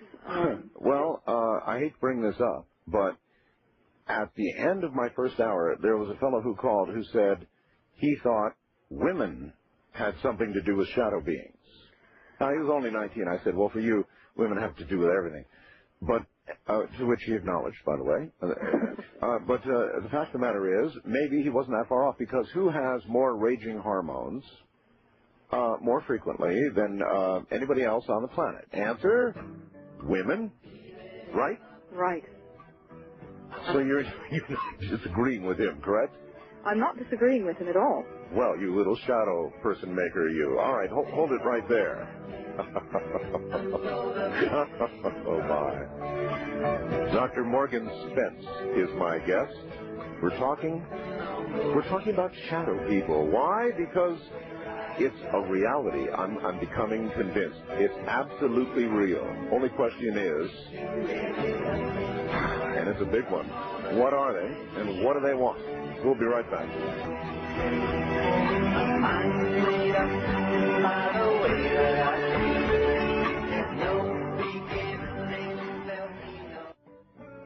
If you give this man a ride, sweet memory will die. Killer on the road. You're listening to Art Bell, Somewhere in Time. Tonight featuring Coast to Coast AM from May 31, 2001. What do you suppose the implications are for human beings if the veil drops?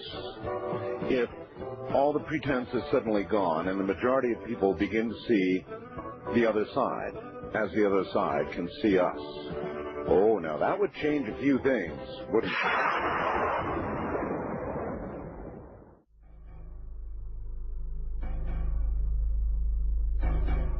Back now to Dr. Spence. Doctor, welcome back. Thank you. We were talking about hormones, and we were talking about women with respect to shadow beings. Here's the only problem that I've got with this. Certainly, poltergeist activity and a lot of interesting paranormal type activity takes place around young, teenage females. Yes. We know that's true. However, what I can't put together, if in a way, let's say that your hormones were running wild and you generated some sort of phenomena nearby, the problem that I have is that this phenomena appears to be intelligent in that it's got this obvious, oh my God, you saw me, I'm taking off. I need to qualify something. Okay. I misunderstood. I thought this person had said that women were experiencing them more because of hormones. No. I don't think that women create these things. I want to clear that up. Okay. That's completely irrational as far as I'm concerned. Well, I know, but he wanted to take a shot, and he did, so he said. Well, sure, let's blame everything on women. Women have been blamed for the origination of all sin, so why not, right? Well, you were the one who held out the apple there. You know, here, take a bite of this. That's right. And no one forced you to take the bite, did they? No. Well, no, not exactly. Anyway, I'm not sure we want to go down this road. No, we don't. But what I do think is interesting is that women may be more likely to experience the phenomenon through something to do with hormones. Okay. Because, and it's interesting that women have demonstrated and proven well, they call it intuition. I don't like the word intuition because it implies something magical in a lot of people's minds. I like to use the word or the phrase instinctive intelligence. And women seem to have an instinctive intelligence when it comes to their children, whether those children are naturally theirs or whether they're adopted children. They seem to have some ability to have this, and it may be because of the hormones, and yet it doesn't mean that it's the hormones that's causing the phenomenon. That's sort of backwards thinking, I believe. And it wouldn't explain the males that have this experience, although males do have many of the same hormones we have as women. It's just that they don't necessarily have them quite as strong most of the time. But then even in the homosexual community, you see people who have different amounts of hormones given their physical sex that you would expect them to have. Sure. And so this is a naturally occurring phenomenon. And so I do believe that it is connected to hormones as far as how often and intensely it's experienced, but not necessarily having anything to do with the manifestation of the phenomenon itself. All right. When I began the hour, I said, what if whatever is causing this, whether it's a shift in frequencies, modern electronics beginning to change the frequency rate that we see as suggested by that incredibly good letter that's now up on my website, by the way. Read it, folks.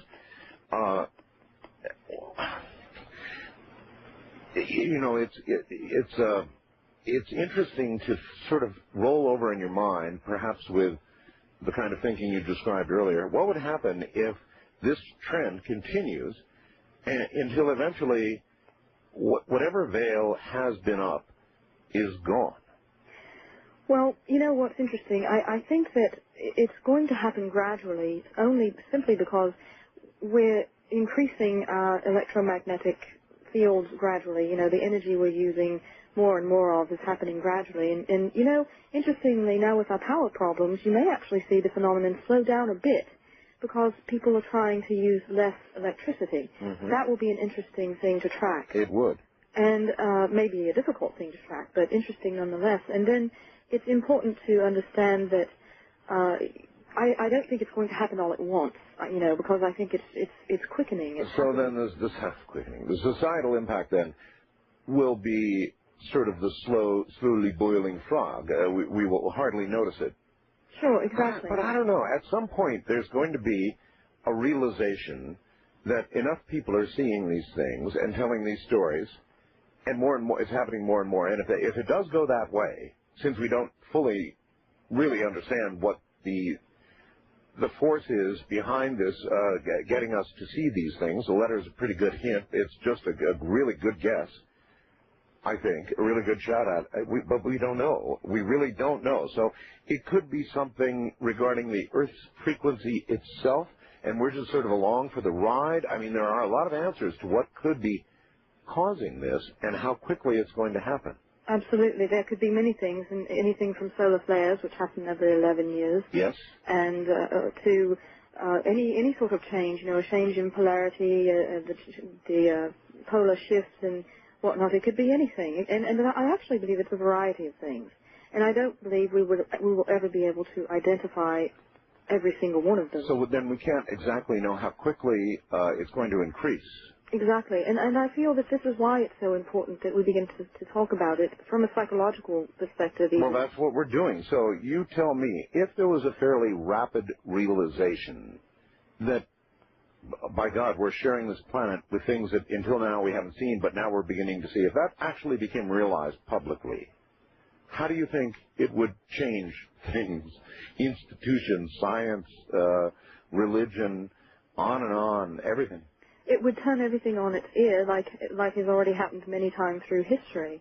You know, churches have gotten actually very upset with astronomers as they've discovered things and uncovered things, and actually many have been threatened with death and tortured in you know, distant past in order to try and keep things secret so that things aren't proven wrong. And I think that we'll probably continue to see something of that, but it's going to be difficult for those sorts of people to continue to get away with that sort of behavior because too many of us are aware of the reality. And I believe that it's like most things with our existence is that we live in denial. And so I also think perhaps there's a protection built in through that denial that we won't even when we know for 100% true fact that this is so, I don't believe we're all going to admit it to ourselves at the same time. So I don't necessarily think we're all going to have the realization, at least all on the same level at the same time, which may help in some respects. So maybe it is a good thing to have a little bit of, you know, denial. Okay, stay close to the phone for me. Right. Now, let's roll over again what we know. They recognize us. They move very quickly. They seem to disappear, to our eyes anyway. They disappear or just begin moving faster. What do you think? Well, I'm not really sure there. I think it could be, it would depend on their vibration level. And I do believe that vibration has a lot to do with this. My main theory about the whole thing is if you were to glue two mirrors together back to back, yes, and one person on one side could only see a reflection of themselves, and the other person on the other side only see their reflection, and then suddenly something happens and the glue that you use to glue them together sort of begins to peel away or eat away at the metal that causes the reflection, suddenly people are going to be able to see one another. And I believe that's what's happening. It's happening gradually, and I believe what's causing that is this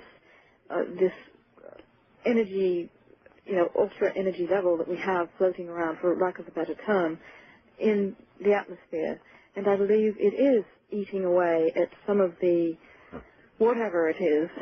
You know, I mean, we only just recently have begun to realize that there's dark matter in between atoms, and in schools it's still taught today. That's right. That, you know, there isn't anything there. So that gives you a clue to not only our denial of things, but of how long it takes people to even be made aware. I guarantee there are many teachers who aren't aware of this yet.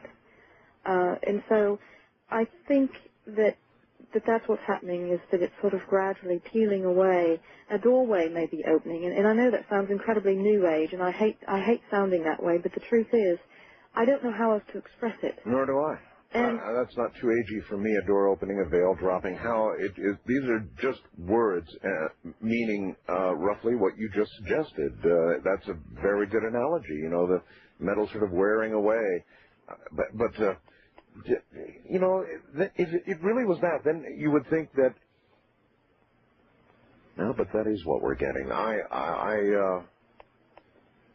I'm quite puzzled by it all and troubled by it all, too, because I don't want to think that when I die, that's what I'm going to be. Well, I don't think that, first of all, I think we have a narrow view of what these things are, and we don't know that every soul stays in that form. It could be that they choose to be in that form, or that it's sort of an entertainment. You know, if you were a movie screen, and all you saw all day were people that come in and watch the movies, and you were told that when you die you were going to become a person, you might say, I don't want to be a person. All they do is they sit and they watch movies all day. Yes. But they do a lot of other things too. You just don't see that. Well, maybe then, maybe we are entertainment for them, in a sense. I believe it's possible. I believe that's also, I believe they study us, and I believe they know what we respond to the strongest, so that if you are a person who's very fear-driven, yes, they're going to manifest and sort of take advantage of your fear so that you produce more fear, and that sort of is fun. And it's interesting because we're addicted to fear ourselves. We're sort of psychic vampires ourselves. Absolutely. And why do you think we like scary movies? Exactly. We wet our pants. We pay so much money to sit there and almost wet our pants, and it's ridiculous, and yet that's what we do. It's because we are literally, at least physically, addicted to the endorphins that we get from these sort of experiences, and at the same time, it doesn't mean that it's only a physical experience. I believe that the physical experience sort of enhances the spiritual experience, and I believe that's probably why we choose to inhabit bodies. We basically wear a body like we're wearing clothes, and when we take our body off, certainly we're no longer confined, and I believe we're incredibly light and able to move, and probably able to move through dimensions in a way that we can't do when we're in a body, because the physical sort of serves as a wall. It blocks us. And, of course, with regard to out-of-body experiences, there was a woman who called in on your show last night and was describing a sensation she would feel that was the almost levitation.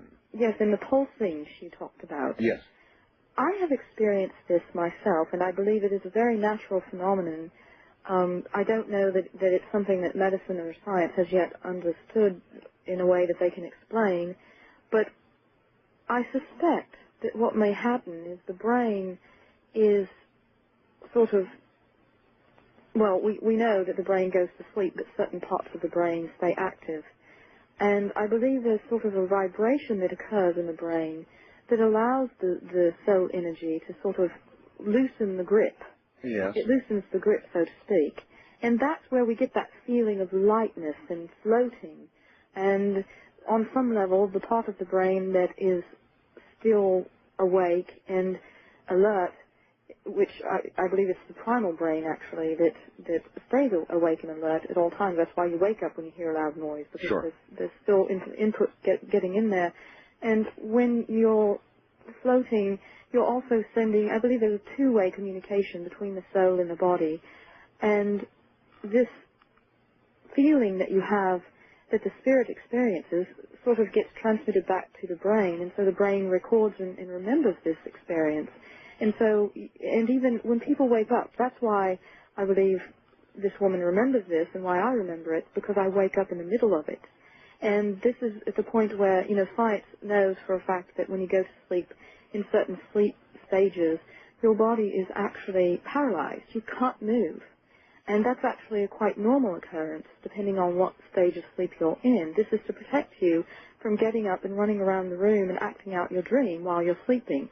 And some people have sleep disorders, and they don't get paralyzed when they get into this sleep stage of REM, and they do run around the room, and sometimes they get violent, and sometimes they do terrible things.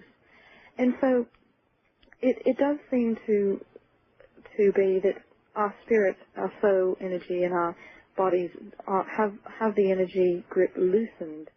And so I believe probably this is why it is true that we can travel interdimensionally while even we're sleeping, even though we're not dead. We don't even need to be clinically dead in order to be able to do this. I'll tell you a kind of an interesting story. I dream a lot because I have strange sleep habits. You know, I will sleep a couple of times a day, sometimes more, sometimes less, but very broken up sleep. And so I have an opportunity, I guess, to remember more of my dreams because I'm waking up and my sleep state is lighter, not as good as it ought to be. Sure. One night, I don't know, about a year ago, I had a dream that I was in a fight. You know, you have a lot of fight dreams. Of course. Who knows what they mean? Dream interpreters, I suppose, could tell you. But it was a fight dream, and in this dream, I was punching this guy in the neck. Boom. And I woke up, and my wife said, "What the hell was that for?" And I had punched her in the back of the head. Ouch. Ouch is right. And I said, "Oh, my God, hon, I'm so sorry. I was in a dream. I was having a fight. Did I hit you?" "Yes," she said. But that's the only time that I can think of that's ever happened to me. Ever. You know, every other time a dream has been a dream has been a dream, and you wake up and you either remember it, it was profound, or it was silly, or whatever. But I've never had coming out of a dream in the middle of a physical reaction was really freaky. Well, that's a common occurrence. You know, not necessarily for you. You say you've only experienced it once, but many people have the problem. Sometimes only once or twice, and other times it becomes an ongoing problem. There are actually relationships, marriages that break up because of this. Because really, yes, the person will get extremely violent, so violent that they're actually beating the person and hurting them and almost killing them. And then what happens after that is yikes. The wife says, "Why are you doing this to me?" And he says, "Well, I'm sorry, I can't help it. I'm not aware I'm doing it. I was asleep." And she doesn't believe him, and then you go back and forth, and then it becomes a question of, well, do we arrest this person because, you know, he's beating his wife, but then he's sleeping, and it is a very real occurrence. Now, extreme cases like that aren't as common, but they do happen, and it is a sleep disorder. And when you have such a strange sleep habit that is sort of necessitated by your line of work, and yes, even by my line of work, what happens is your brain has to get into REM mode very quickly because you're sort of conditioned to do that. Because if you don't have your REM, your body cannot release the melatonin that's required in order to repair damage to your cell structures and yes, whatnot. And so you've got to have this REM or you will literally die. It's only because you're not getting the melatonin and your cells are being damaged and left to sort of deteriorate. In fact, there's been quite a big connection made between that and cancer, that cancer cells actually are killed every night when you go to sleep, or pre-cancerous cells. We don't really, every cell is precancerous. Oh no, that makes all the logic in the world. Sure, and then, so you need that sleep, and that's why you're jumping into REM so quickly, and therefore you're not getting a chance to get into the paralyzation mode before it happens. You're absolutely correct, Doctor. Hold on, we're at the bottom of the hour.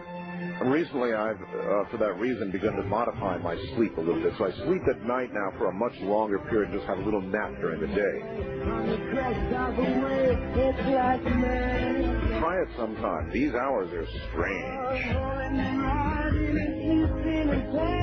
All you need is the right job. Do an all-night radio show and then try to nap during the morning and the late day and do business during the middle of the day. Ain't easy.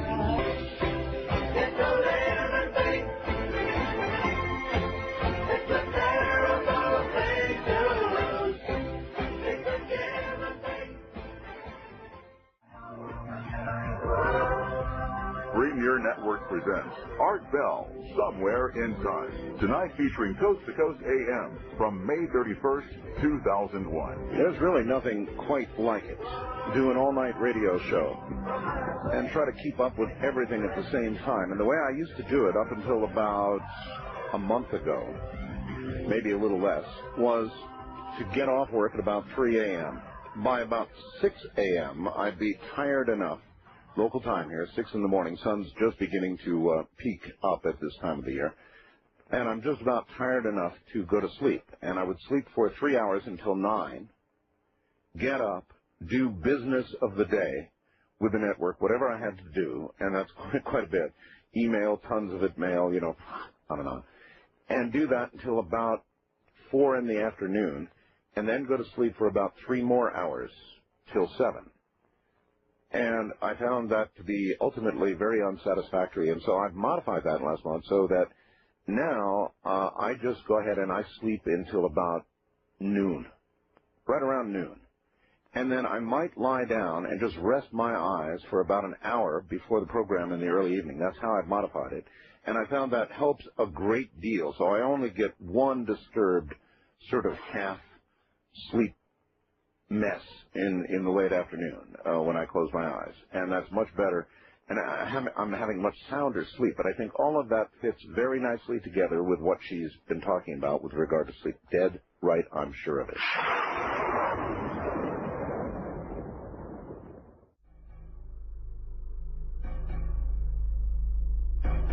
Once again, my guest, Dr. Morgan Spence. Dr. Spence, welcome back. I want to lead you, here's what I want to do. In this half hour, I want to lead you away from the shadow beings for another subject briefly, and then at the top of the hour, if you're able to stick around, I'd like to take some calls. I was going to ask you if we can stay on longer. I don't want to end this anytime soon, if possible. It's possible. All right. Here we go. I want to talk to you. You mentioned it earlier, and I said we would come back to it. Another thing that we've really been heavily thinking about and considering on this program are, I guess, you could say, time disturbances. In other words, there will eventually be time travel. I think most people believe that. If there will, then there are time travelers, and if there are time travelers, then if they're able to physically manifest in any way in time, they could change things. And you mentioned that you sort of sat up straight when we started talking about people with memories of the way things may have been. In other words, people have these memories of things that don't appear to have turned out the way they are in our present timeline, kind of vague memories, but nagging, strong memories when they hear somebody else say it. Like Nelson Mandela died in jail, did not become free and come to lead South Africa and all the rest of that it happened a whole different way, and that might be the way it is if somebody's tampering with time. Yes.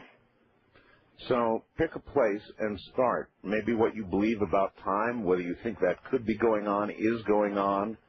And really that would mean, if it were true, that at any moment, reality, like throwing a switch for every being on the planet, would change. Well, I think you're close, but I think that there are some things that we should probably look at here and qualify. First of all, let's look at the fact about time from a scientific perspective. With what cosmologists and physicists currently know, it doesn't look like time travel as far as the concept of, again, we're looking at it from a linear point of view. We're saying, okay, well, the past is back there, the future, the present is here, and the future is over there, as if it's a line, a straight line. I believe that time is a sphere. I believe that one theory is that time, past, present, and future exists all at once, and then it's all still.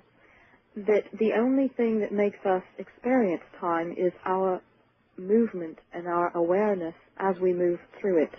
In other words, we're sort of walking a path, if you will. And when you set out on a journey, for example, you might look at a map, and certainly for you, your reality is that when you travel a certain route, that's your reality, and as far as you're concerned, that's the only route that exists, because that's the one you're on. You may be able to look at a map and recognize that there are other roads and other ways you could get there, but certainly your reality is that you're traveling down this one. Right. That doesn't mean that the other ones magically disappear while you're on this one path. No, And but I realize that. Exactly. Well, let's say, for instance, suddenly you get lost. You take a wrong turn. Yes. And suddenly now you're going in a completely different direction. You don't recognize anything. Things seem strange. Something seems off. You may not even realize you've gotten off the wrong... Usually it's the wife's fault. Yes, of course, right. That's okay. We can handle it. We're mature. We can handle the blame. It's wrong.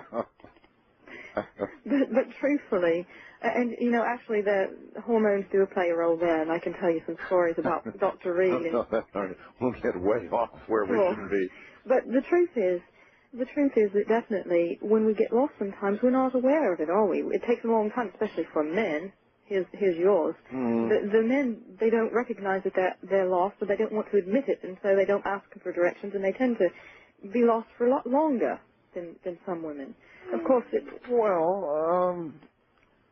but it's not wanting to ask for directions because it's a thing.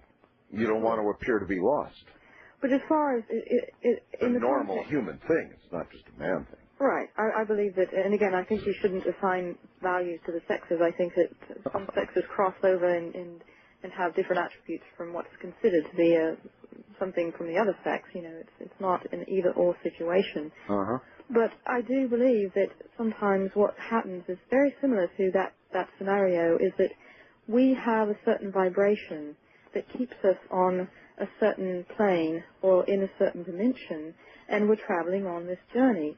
But what can happen, and it could be anything from energy disturbances, time disturbances, vibration disturbances, who knows, that could suddenly sort of throw our awareness or something over to a parallel universe, if you will, that would be contained within the same sphere that the rest of the timelines are contained in. In other words, you know, the rest of the universes are contained in. Well, try this out. Zach from Citrus Heights says, hey, what if these shadow people are actually time travelers from the future and are, in effect, cloaking themselves from us because they don't want to change something in this timeline? Hey, not a bad guess in a lot of ways. Well, I believe half of that is true. I believe that many of the shadow people are time travelers. Oh. And I do, and I will explain more about that later when hopefully we'll get a chance to talk a little bit about extraterrestrials. But I do believe that some of these shadow beings are actually time travelers, even if they're unwilling time travelers. That's a possibility as well. Do you think there's evidence that these beings or time travelers or whatever they are can manifest physical change? I don't know if there's evidence, but I do suspect that it's possible. Strongly. I think when you get to evidence, it comes down to really, some people see evidence as one thing and some see it as another. But I do believe that it is possible and quite likely. If I had to bet my life, I'd bet that yes, it is possible. Would you imagine the nature of time to include the possibility that something changed in the past would either create a whole new timeline or would affect this present timeline instantly? No, I do not believe that time is linear. I believe that, again, it's spherical, or rather that it doesn't follow sort of a linear line. I believe what would happen is much like I believe Dr. Kaku states, that what would happen is that the energy or the radiation would be so powerful that it would create a new universe, or possibly a new parallel universe, or some new dimension, or something of that nature. I think we're talking about things we don't have definitions or even words for, so it's difficult for me to sound intelligent when I'm describing what I believe would happen. But I do believe that if these beings have come back to do something, or if they're here for whatever reason, they may affect the immediate surroundings, but that may be because our awareness shifts back to another parallel universe. See, I sort of believe that, here's sort of a far-fetched theory, one that I may not be qualified to really make, but I believe that the parts of the brain that we believe we don't use actually may be some sort of connection or link with all of these other parallel universes that I believe exist. Oh, yes. And what may be happening is, see, I look at it this way, that this brain in this parallel universe is aware of what's happening here because it's firing a certain way and it's responding to the environment here in this dimension or in this parallel universe. Right. But if there's a vibrational disturbance or some sort of extreme shift in, it could be hormones or neurotransmitters or any sort of thing of that nature, right, it could throw your energy awareness or soul energy awareness or what have you over to the other parallel universe, even for a split second, and then you might come back. And so I frequently find myself feeling that something has just shifted and I'm not sure quite what it is, or I have sort of a memory lapse for just a moment, or I might go into a fugue state where I do things and I seem to be aware of them when I'm doing them, but then a few minutes later I have absolutely no memory of it at all. Almost like I've been sort of sleepwalking. And it makes me wonder, where did I just go? And we say things like absent-minded professors and whatnot, but it could be possible that when we are firing away, and it would even make sense in the context of people who are extremely intellectual, because you're firing away and you've got all these neurotransmitters going, and then suddenly it's an overload, and somehow your energy awareness gets sucked over somewhere else. Now, I don't know exactly what might cause some of these occurrences, but I suspect it could have something to do with the fact that doorways open up, and we find ourselves in a different universe without even knowing it. Yes, yes, exactly. Now, here's my point. If that's true, then we're like the human watching the fish in its little two-dimensional world, and we really don't have a whole lot of control, honestly, over what's happening. Even on a global scale, things could be shifting all the time, manipulated by external forces, and we would have absolutely zero control over it, at least right now. It could be that way, but I tend to think that it's not necessarily something that's being done by anyone intentionally, because it doesn't seem to follow any sort of logic or purpose, really. Sometimes it's something as simple as an apple that you thought you had that turns up disappeared from your bag. Yes. But I think that it's probably something that's a phenomenon that's caused by energy disturbances. And certainly at some point in time it may come to the point where we're able to manipulate this purposely, and it could be that there are beings out there that are capable of doing that. I don't know for sure, but I kind of suspect right now, instinctively, that it's something that's occurring quite naturally, and that we don't understand why or how. And I also believe that it explains déjà vu. The parallel universe question would explain déjà vu perfectly, because if there's some sort of leak from, let's say, the area of the brain that would be connected to all of these parallel universes and have the capability to travel back and forth in awareness only. In other words, there may be millions of Art Bells and millions of Morgan Spencers, and we simply transfer our awareness to different ones. Maybe. In different universes. Maybe, but I know certainly on occasion I've walked into rooms and I've frozen solid, just boom, stopped, and looked at the room and absolutely known that I've been there before, but I know that I haven't been there before. That's... But the truth is, in a parallel universe, you have been there before. That would be the scenario. So you think that explains déjà vu? Yes, I believe that actually you have been there before. You have gone down a different timeline before, and things were different in that timeline. And suddenly, when there's a leak, somehow, I don't know if it would be a leak in the brain or a leak in vibration, or who knows what it would be. But if there's a leak, then suddenly you're going to have that memory, and your conscious part of your brain's going to say, oh no, this can't be. But then the truth is that it was, that you did go through and travel down a different timeline. Yes, but ultimately the linear brain is going to win. Exactly. The linear way of thinking is going to win, and you're going to say, I don't know, you're going to rationalize it away one way or the other. Exactly. You're going to brainwash yourself. Yes. Yes, right. As you were brainwashed as a child, which is a circle back to the beginning of our conversation. Absolutely. Do you think we have any reason to be afraid of these beings? Well, other than the natural incredible fright when you see one of these things, is there any reason that we should be, in other words, I can't tell you right now whether these things are good, warm, fuzzy little things, happy little things, ex-humans, spirits of some sort, alien beings. Certainly they could be included too. If they're all of the above and we're just now beginning to see them, some may be well-intentioned, some may be enjoying themselves, some may be up to mischief, and some may be up to absolutely no good. Absolute sinister, yes. I would tend to agree with that. I believe that all of those things are possible. And yet, here's something that I think we need to think about. Whenever we consider these possibilities, we need to constantly be mindful of the fact that we love to scare the hell out of ourselves. And any time you introduce fear into a logical process, whether it's linear, spherical, or otherwise, you're going to distort things.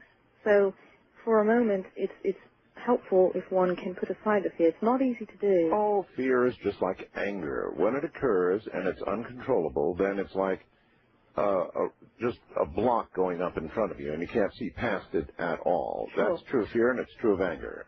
Well, yes, I believe that there are different levels of anger and fear as well. But both stop logical thinking.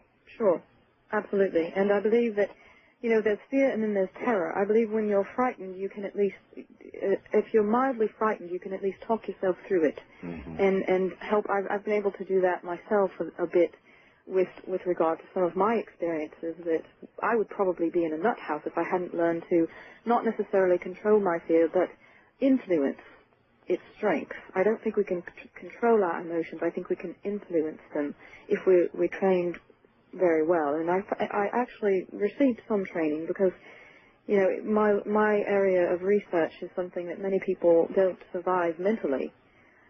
Really? Yes, actually, I have a dear friend. I don't want to say names or anything. No, you need not. I have a dear friend who I went to school with, and she is actually clinically insane and has been diagnosed with schizophrenia. She just finally got to the point where, and this is a person who was completely a logical, healthy person. She just got completely immersed in the research to the point where she couldn't keep any perspective, and it just sort of took over her. And really? Yes, and so training actually is quite important if you're going to research some of these things, because you are getting into some dangerous areas, even if only with regard to how the physiology of the brain works. And, again, we're talking about neurotransmitters and firing back and forth in the brain. Well, you will, before the night is over, get some calls that will say, you bet you're in a dangerous area, and you know what it is. Yes, right. Well, now, here I want to address one thing. As far as this thing goes about evil, yes, there are people who claim that they say, oh, be gone in the name of Jesus, and this being disappears. Yes. Well, I believe that why it works sometimes is that when people say this, it calms them down and it sort of quells their fear. And when their fear is reduced, they don't have as much emotion to offer these beings, these psychic vampires, if you will. And so that might explain why that works for some people and why it doesn't work for others. That, they're not calmed by it if they don't believe it, and therefore they're not able to reduce the level of emotion. But according to even your own earlier theory, you've got to allow for the possibility, at least, that they're right, and invoking the name of Jesus did do the trick. And it is possible. I believe that it is possible. That's right. Or they're conning themselves. Either way, it's gone. So good for them. All right, we are going to turn to the telephones. The subject of time or shadow beings, you call it, we're here. Letters I've written, never meaning to send. Beauty I'd always been with these eyes before.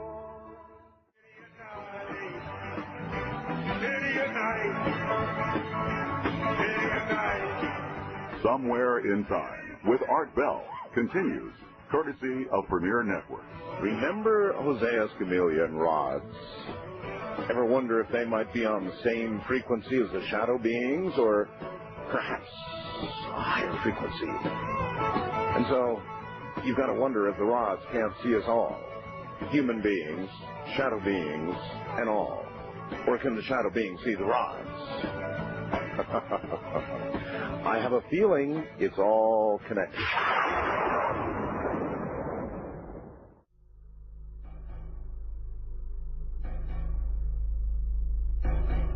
Back into the night with my guest, Dr. Morgan Spence. And Dr. Spence, before we launched any telephones and pogo jump around on topics, which is what it'll do to us, Karen in Sioux Falls sends the following, talking about sleep disorders.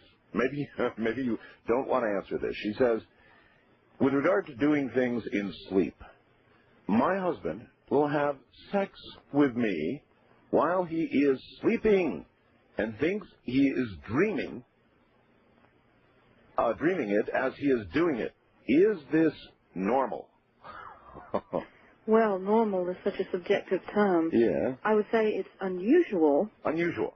I would say that it would be probably the creation of or an occurrence that occurs because he's got probably a sleep disorder that makes him think that he dreams, and because he's not paralyzed in that state as you would normally be, he goes and acts out the dream.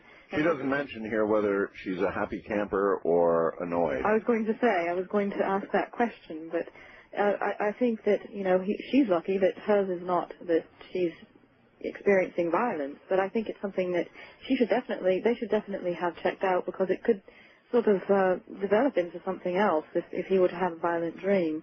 Yes. So I think this should be looked at. She should definitely see a sleep specialist. And of course, then there's sort of a joke that you could make out of this, that some women feel that all men are sleeping when they're with their significant others, but that's another story. Woof. It certainly is. All right, with that, we will launch first-time caller line. You are on the air with Dr. Morgan Spence. Hello. Hi. Hi there. I'm Jim from Grayville, South Carolina. Okay. I've experienced these shadows most of my life. I can remember things happening before I saw shadows. Do you mean shadow people, or just shadows, or seen from the corner of your eye, or full on, or what are you talking about? Yeah, from the corner of my eye. But I'm an older person than what you talked about in seeing the shadow people. All right, look, that was just my general observation that it's a lot of young people, that's all. It's just that our family were lucky enough to get a television early. We got a television in the early 50s. That's very interesting. But I can remember instances when I was a child that I would think I was a very active tomboy child. And I can remember instances of saying, I should have died right then, or that should have hurt me. And I had the feeling that something had moved me out of harm's way. Huh. And as I got older, I started, seeing the shadows. But I had not then. I just felt the presence of something there. Yeah, good enough. Now, that's interesting, Doctor, because if they are able to in some way physically manifest, then that which we assign to devils, demons, and angels, protective angels, a lot of people think they have something or someone looking after them. And there's a lady who said that she thinks probably whatever these things are, they were looking after her. Absolutely. I believe that's quite possible and quite likely, actually. And I think it's very interesting that she mentioned that her family got a television quite early. You can't help but notice the significance of that. This happens a lot in my research. I have interviewed I don't know how many. I don't even want to venture a guess. And typically, these people had high-tech items in their homes earlier than the rest of their community did. So there's definitely a connection there. And after all, what is life? What is so except energy? It's an energy vibration. And so certainly there should be a connection there just by our own logical thinking process. And I definitely believe that she's right on to something. Now, as far as thinking that, this should have killed me or so on, I've had experiences like that myself. So has Dr. Reed.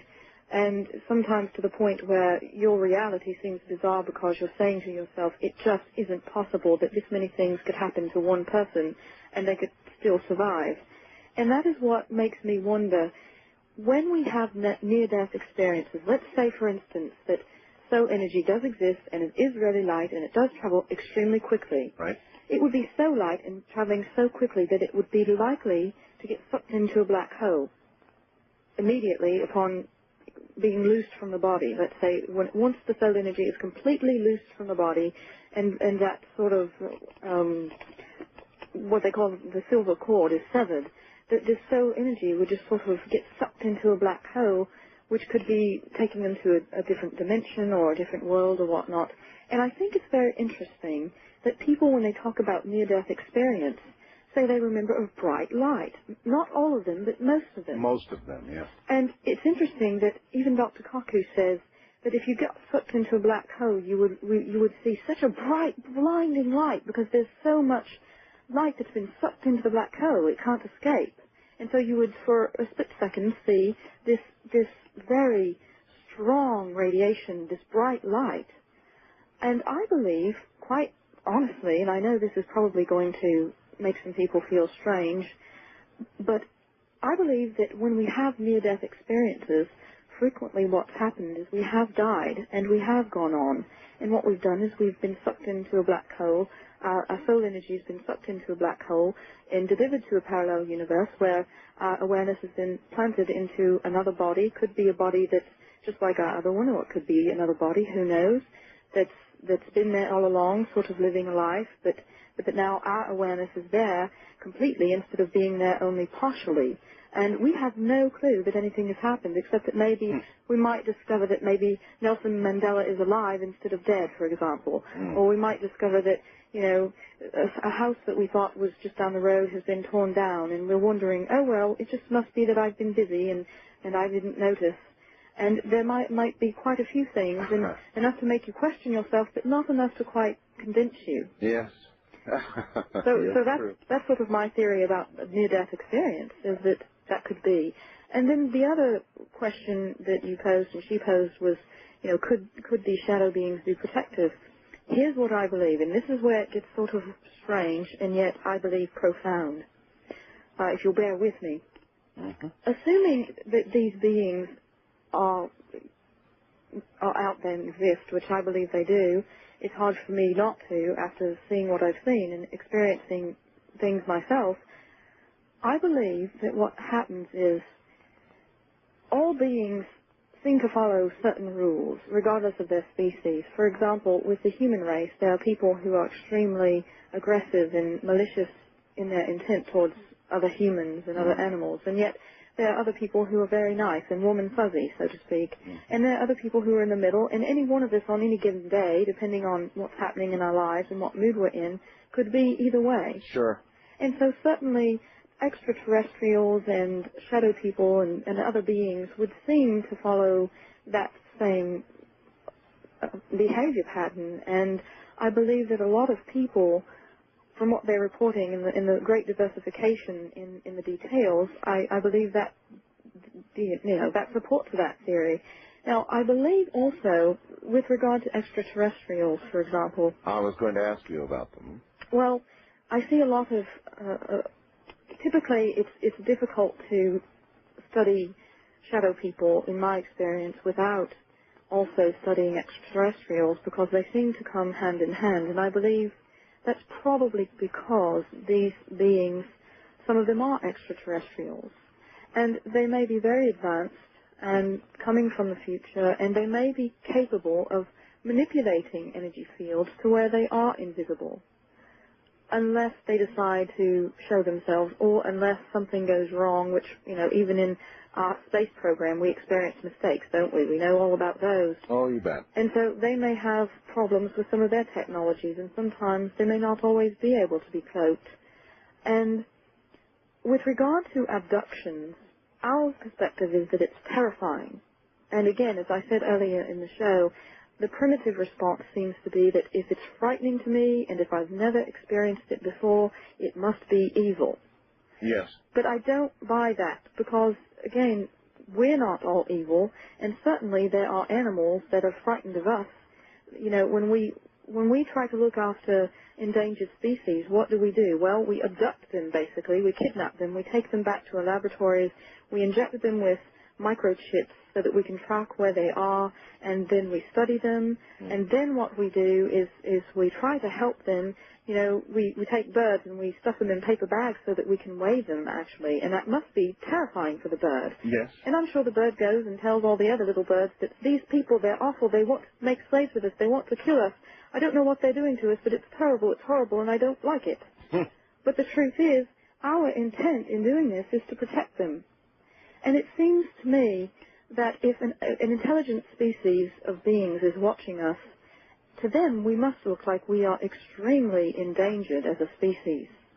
Because look what we're doing to ourselves. Look what we're doing to each other. We've got all these diseases popping up. We've got people bombing buildings and all kinds of things happening that are just terrible, and that may ultimately be the end of our race if we aren't careful.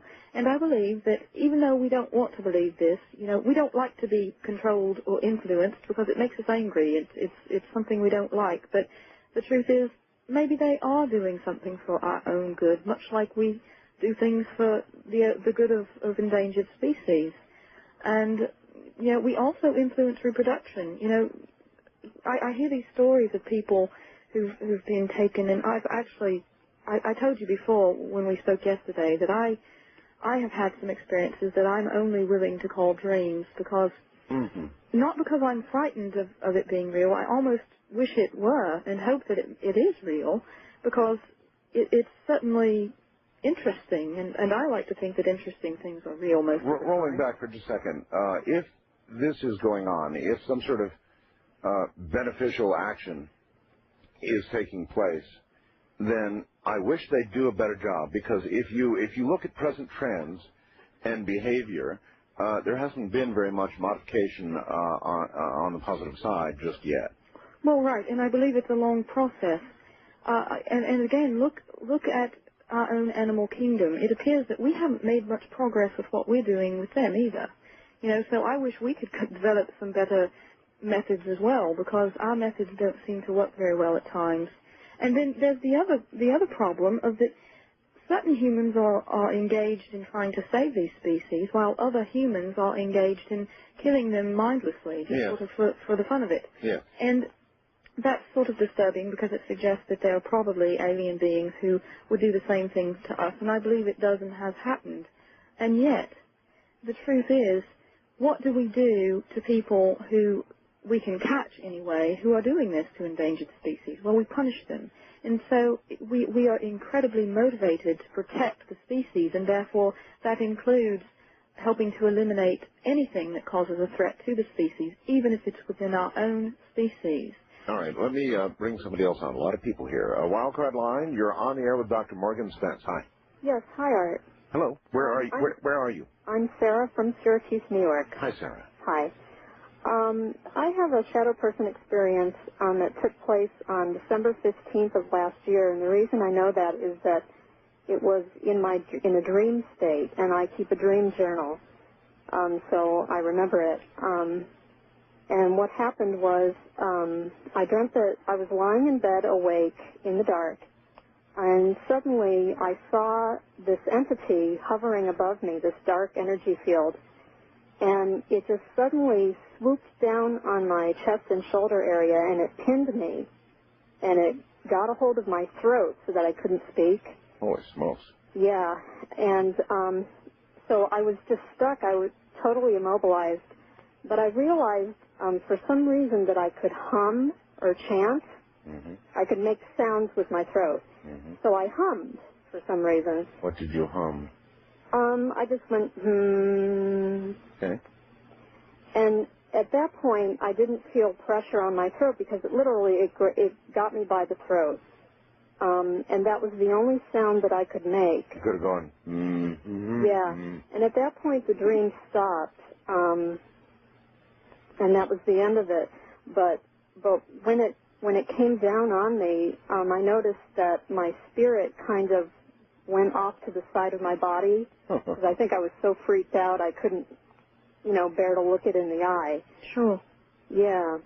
Well, that's interesting. First of all, it's interesting that when you woke up, the being wasn't already on you. It sort of, am I correct? You say that. No, I never woke up. I went on to the next dream, I guess. All right, so it was a dream. You believe it was a dream? Yeah, I think it could have been some sort of, it was almost like an out-of-body experience, too. Well, it's difficult to say what it might be, but I can say this. It's very interesting that you had the presence of mind to hum. Yeah, that's interesting. And I almost got the sense that it wanted me to. Well, and it almost also sounds like you instinctively knew that you were thinking rationally. You weren't so overcome with terror. That's true. And I believe that possibly the humming was a way for you to almost distract yourself from what was happening and sort of dissipate some of the fear. Mm-hmm. And that could have, assuming this was more than, quote, just a dream. I don't know really if there is such a thing as just Well, a it's dream. kind of a vocal pinching yourself, right? Exactly. Pinch me, I'm dreaming, or hum something, I'm afraid, I'm having a nightmare. So, yes, that certainly would make sense. And I think that's interesting, and that is encouraging because it suggests that when we are focused and don't allow the fear to run away with us, so to speak, figuratively or literally, then it helps us to combat whatever it is that seeks to control us. Okay, but there's at least an even chance that what happened to her was real. I believe so. I believe, perception is something that is very unreliable. And so we may perceive that things are dreams. I have friends who say, well, why do you insist this was just a dream? Why don't you just go ahead and say you've been abducted? Well, first of all, I don't like to be judged, and most people will judge you if you say that. And secondly, to be honest, I honestly don't know that it wasn't a dream. I have no idea.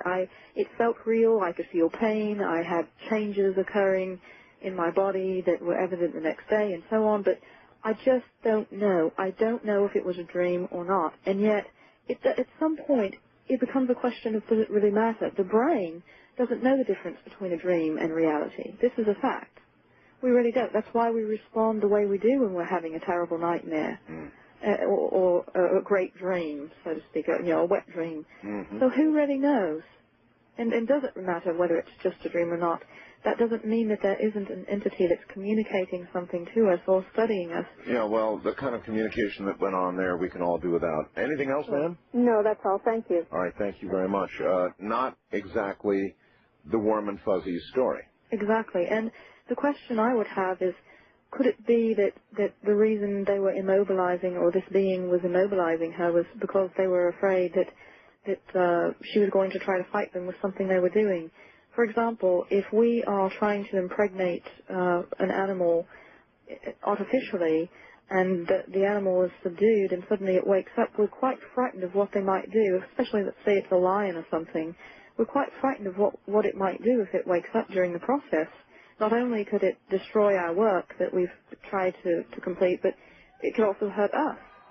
And so it could be happening the same way. They want to make sure that we're immobilized so that they can continue what they're doing. Gotcha. Well, I had a college professor the other night saying what they're doing is sexual or reproductive in nature. And so that might have been the next step if she hadn't... Bottom of the hour. We'll be right back. I'm waiting by your side. You've been wrong.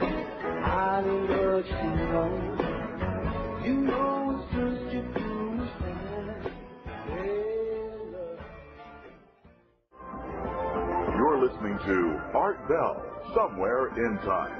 Tonight featuring Coast to Coast AM from May 31, 2001. Good morning. We're talking about shadow people and time and the nature of time and all kinds of related stuff, but basically about shadow people. And by the way, she's got a brand new website up. They're writing a book called Shadow Beings, Reality Unveiled.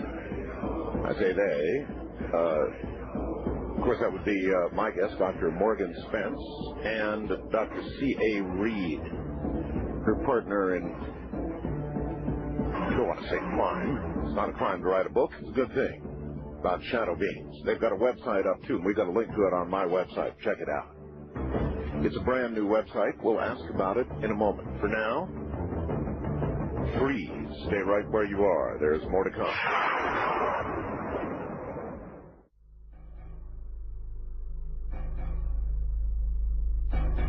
Back into the night we go with my guest, Dr. Morgan Spence. And welcome back, Doctor. Thank you. Would like to stick in this final segment to the phones if we can. West of the Rockies, you're on the air with Dr. Spence. Hello. Hi, this is Chris in Sacramento. Hello, Chris. You're going to have to yell at us. You're not too loud. Okay, sorry about that. That's better? Yep, much better. Okay.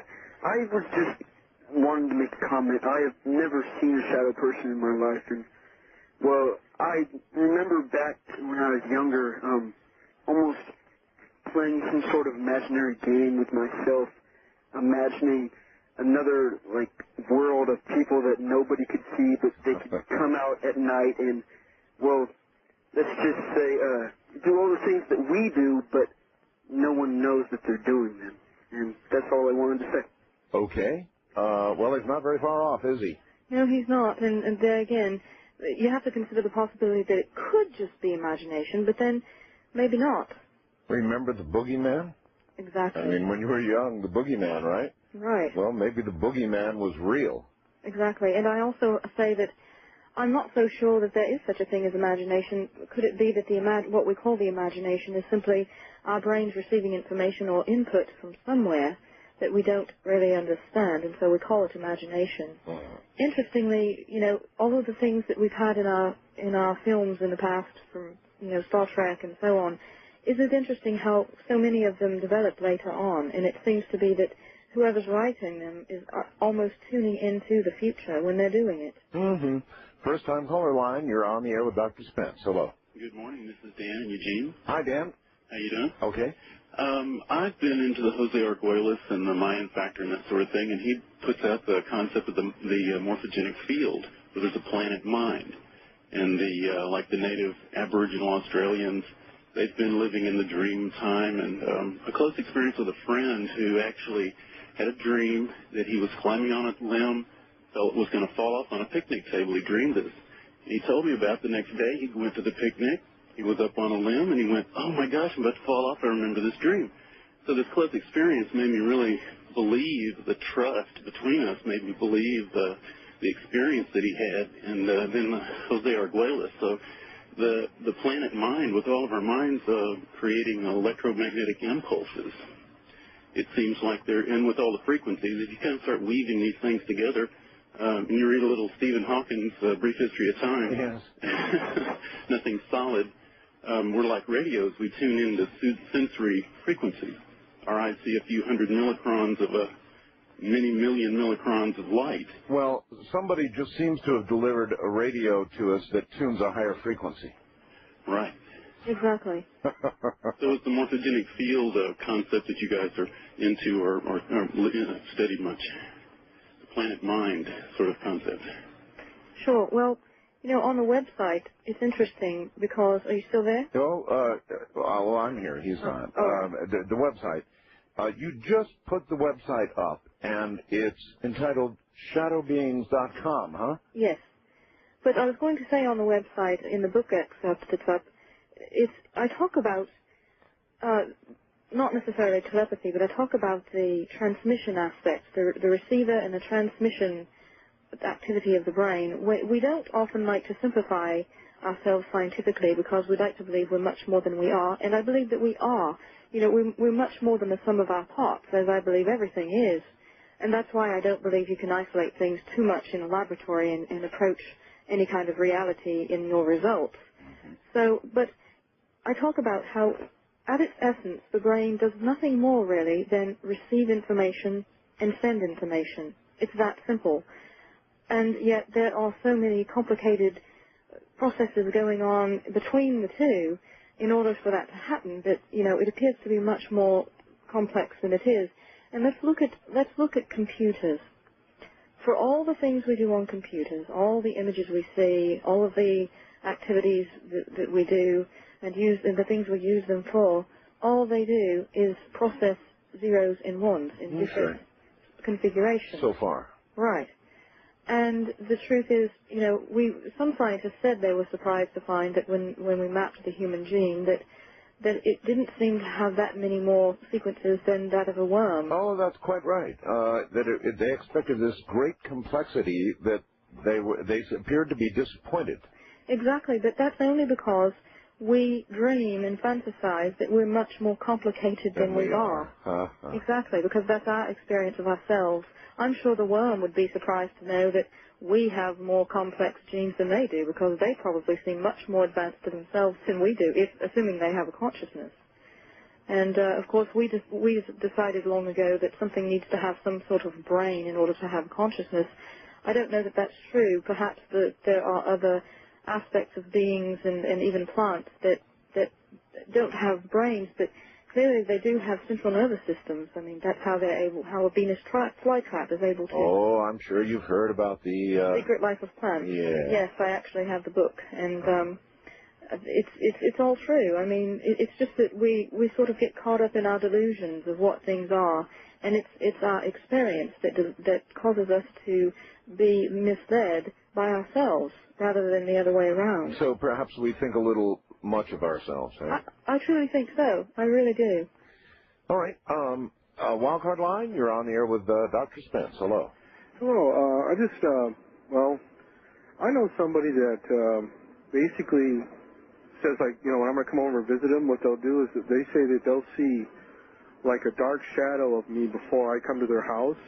And right. this is somebody I know. And then I had a personal experience where I encountered something was going on in our community that was having a big effect, and I had these like three-dimensional shadow people show up, and they would talk to me in dreams, and they even caused me to astral project and stuff. But what I found out from interacting with them is that they were thought forms. These shadow beings are actually thought forms or images that we as humans generate these images, and also these other beings are able to generate these images or shadow beings. And actually what they are astral projections of us and of these beings. And what I found out is that even though like I'm awake right now, I'm actually astral projecting, but I only become consciously aware of what my astral projecting is when I fall asleep and I all of a sudden have this feeling of astral projecting, when in reality I'm actually doing this all the time. It's just I'm not consciously aware, other than the thoughts I generate. So then, if I'm hearing this correctly, you're suggesting these shadow beings are projections of living entities, i.e. ourselves. Yeah, and that's where remote viewing. And there are times where I've astral projected, and I've run into things that I didn't really care to run into, or, you know, all of a sudden something's there and you get attacked or something like that, and all of a sudden you go back to your body. And I'm thinking, thank God humans, when they astral project, can't see what they're seeing, because it'd be really a nightmare, if we send out thought forms and we could actually see what our thought forms are seeing. And I think, this has a lot to do with like what schizophrenics are going through, that they're actually more in tune with their thought forms than what normal people are actually experiencing. Doctor, that's an interesting concept. Yes, actually, it is, and I cover that in the book as well, that we're going to release in ebook form on the 18th of this month, and then in August in paper form. But yes, he's correct that I believe that is one form of shadow person. I don't believe it explains all of the manifestations. Again, it's sort of like if you discover the mirror for the first time, and you might say, oh, when you look into the mirror, you see yourself. And someone else might say, well, no, when you look into the mirror, you see a car. Well, it all depends on what's in front of that mirror. And so it could be, I do believe it's many different things. It's not as simple as any one thing. But I do believe that, and again, it talks about this more in the book, but I do believe that when we go to sleep, we're constantly, all the time, we're shedding hairs and skin cells. And I do believe that when we go to sleep frequently, it's possible that certain energy vibrations get old and sort of dissipate, and we shed possibly an energy shell, if you will. And this energy shell could be capable of traveling on its own and having sort of a mini consciousness until it sort of maybe dissipates into nothingness. That's interesting. A mini consciousness until it dissipates. Exactly. Right. So I do believe that a certain percentage of this phenomenon has to do with the fact that some of ourselves, we may have sort of been letting go of old parts of ourselves, and this may be a regular thing. And then, of course, projections spinning off, right, if you will. Exactly. And then I also believe that thoughts are things, and when you are thinking about someone, you are sending energy in that direction. And thought being an incredibly light form of energy that we haven't even been able to really define or see yet, then I think it follows that it could travel extremely fast, and it could travel in a way that we don't understand, and that possibly we are, in a sense, projecting ourselves there before we get there in order to get there. Doctor, I get thousands of emails on this subject. How would you like a few? Sure. Okie dokie. What's your email address? My email address is dimension1111@yahoo.com. Dimension1111@yahoo.com? Yes, dimension and then 4 ones and at yahoo.com. 4 ones? Yes. Oh, God. I'm never going to hear the end of this. That's a great email address, dimension and 4 ones at yahoo.com. Yes. Go get her, folks. East of the Rockies, you're on the air with Dr. Spence. Hello. Hello, Art. Hello, Dr. Spence. My name's Don, and I'm in northern Indiana. Yes, sir. And I believe I have a proof for time travel. Oh? And I think the doctor could research it and actually prove the time travel is going on, and they are affecting the timeline. Are you aware of the fact that people that supposedly have photographic memories, as they age, their memory in every area but history stays photographic? No. No, I wasn't. No, I was not aware of that. In every area but history. Very interesting. God, that's fascinating. And that is a proof that someone is going back and changing history, because photographic memories have been proven. Oh, absolutely. Yes, absolutely. But how are you able to demonstrate to us that what you just said is true, that their photographic memory remains intact throughout their life, save history? Because you can prove that a young child, to a certain degree, has photographic memory. As you study the child over the pace of years, the gaps in the history, the conflict in the history recall start occurring. That's interesting. Well, one question that I would have is photographic memory implies seeing something and having a memory of that, and not necessarily. Well, it's more than just seeing. It's the with the help of hypnosis, you can bring back the total sensations that you're experiencing. Well, when you get into hypnosis, that's an area where I'm not quite sure if that's as reliable as we'd like to believe. But well, you have to have someone that's trained and not to lead someone. Well, sure. But even when they're trained not to lead someone, that doesn't mean it doesn't occur. Yeah, it does occur. And the other fact that I wanted to bring out, we're talking about the shadow people. Mm-hmm. I think if you would take a look at the folklore and mythology, especially in the Irish folklore, you'll find it. You will find that they divide the world into the existence that you're living in, a place that they call the shade, which is in between where we're living and someplace else that people can enter into, travel, observe, what for, and then the astral plane is separate. Sort of a religious person might refer to that center area as a kind of purgatory, huh? No, it's not a purgatory. It's a. No, I said a religious person might refer to it in that manner. Well, they might, but it wasn't looked on that way. And a proof of that is if you have access to security tapes from the major malls around the world, right? You will literally see people disappear, and then 100, 200 feet down the mall, they'll reappear. Mm-hmm. And there's nothing wrong with the tape, nothing wrong with the equipment. Well, you're blowing me away again. How do you know this to be true? Well, I'm out of the military, and was in the security end before I was forced to retire. Okay. And so you had occasion to watch a lot of those tapes. The puzzles, yeah. And I don't know if you've ever spent 8 hours a night chasing a ghost on an alert pad, but all your senses is telling you it's there and you can't find it. No, I've never done that. But I'm sure you've heard of Air Force personnel complaining about it. Yes, I have, and your point is exceptionally well made. Thank you. Let's see if we can sneak one more in here. West of the Rockies, you're on the air with Dr. Spence. Hello. Hello? Hello. Hi, my name is Mark. I'm calling from British Columbia, Canada. Yes, Mark. I just wanted to share a couple stories with you about my experiences with the shadow people.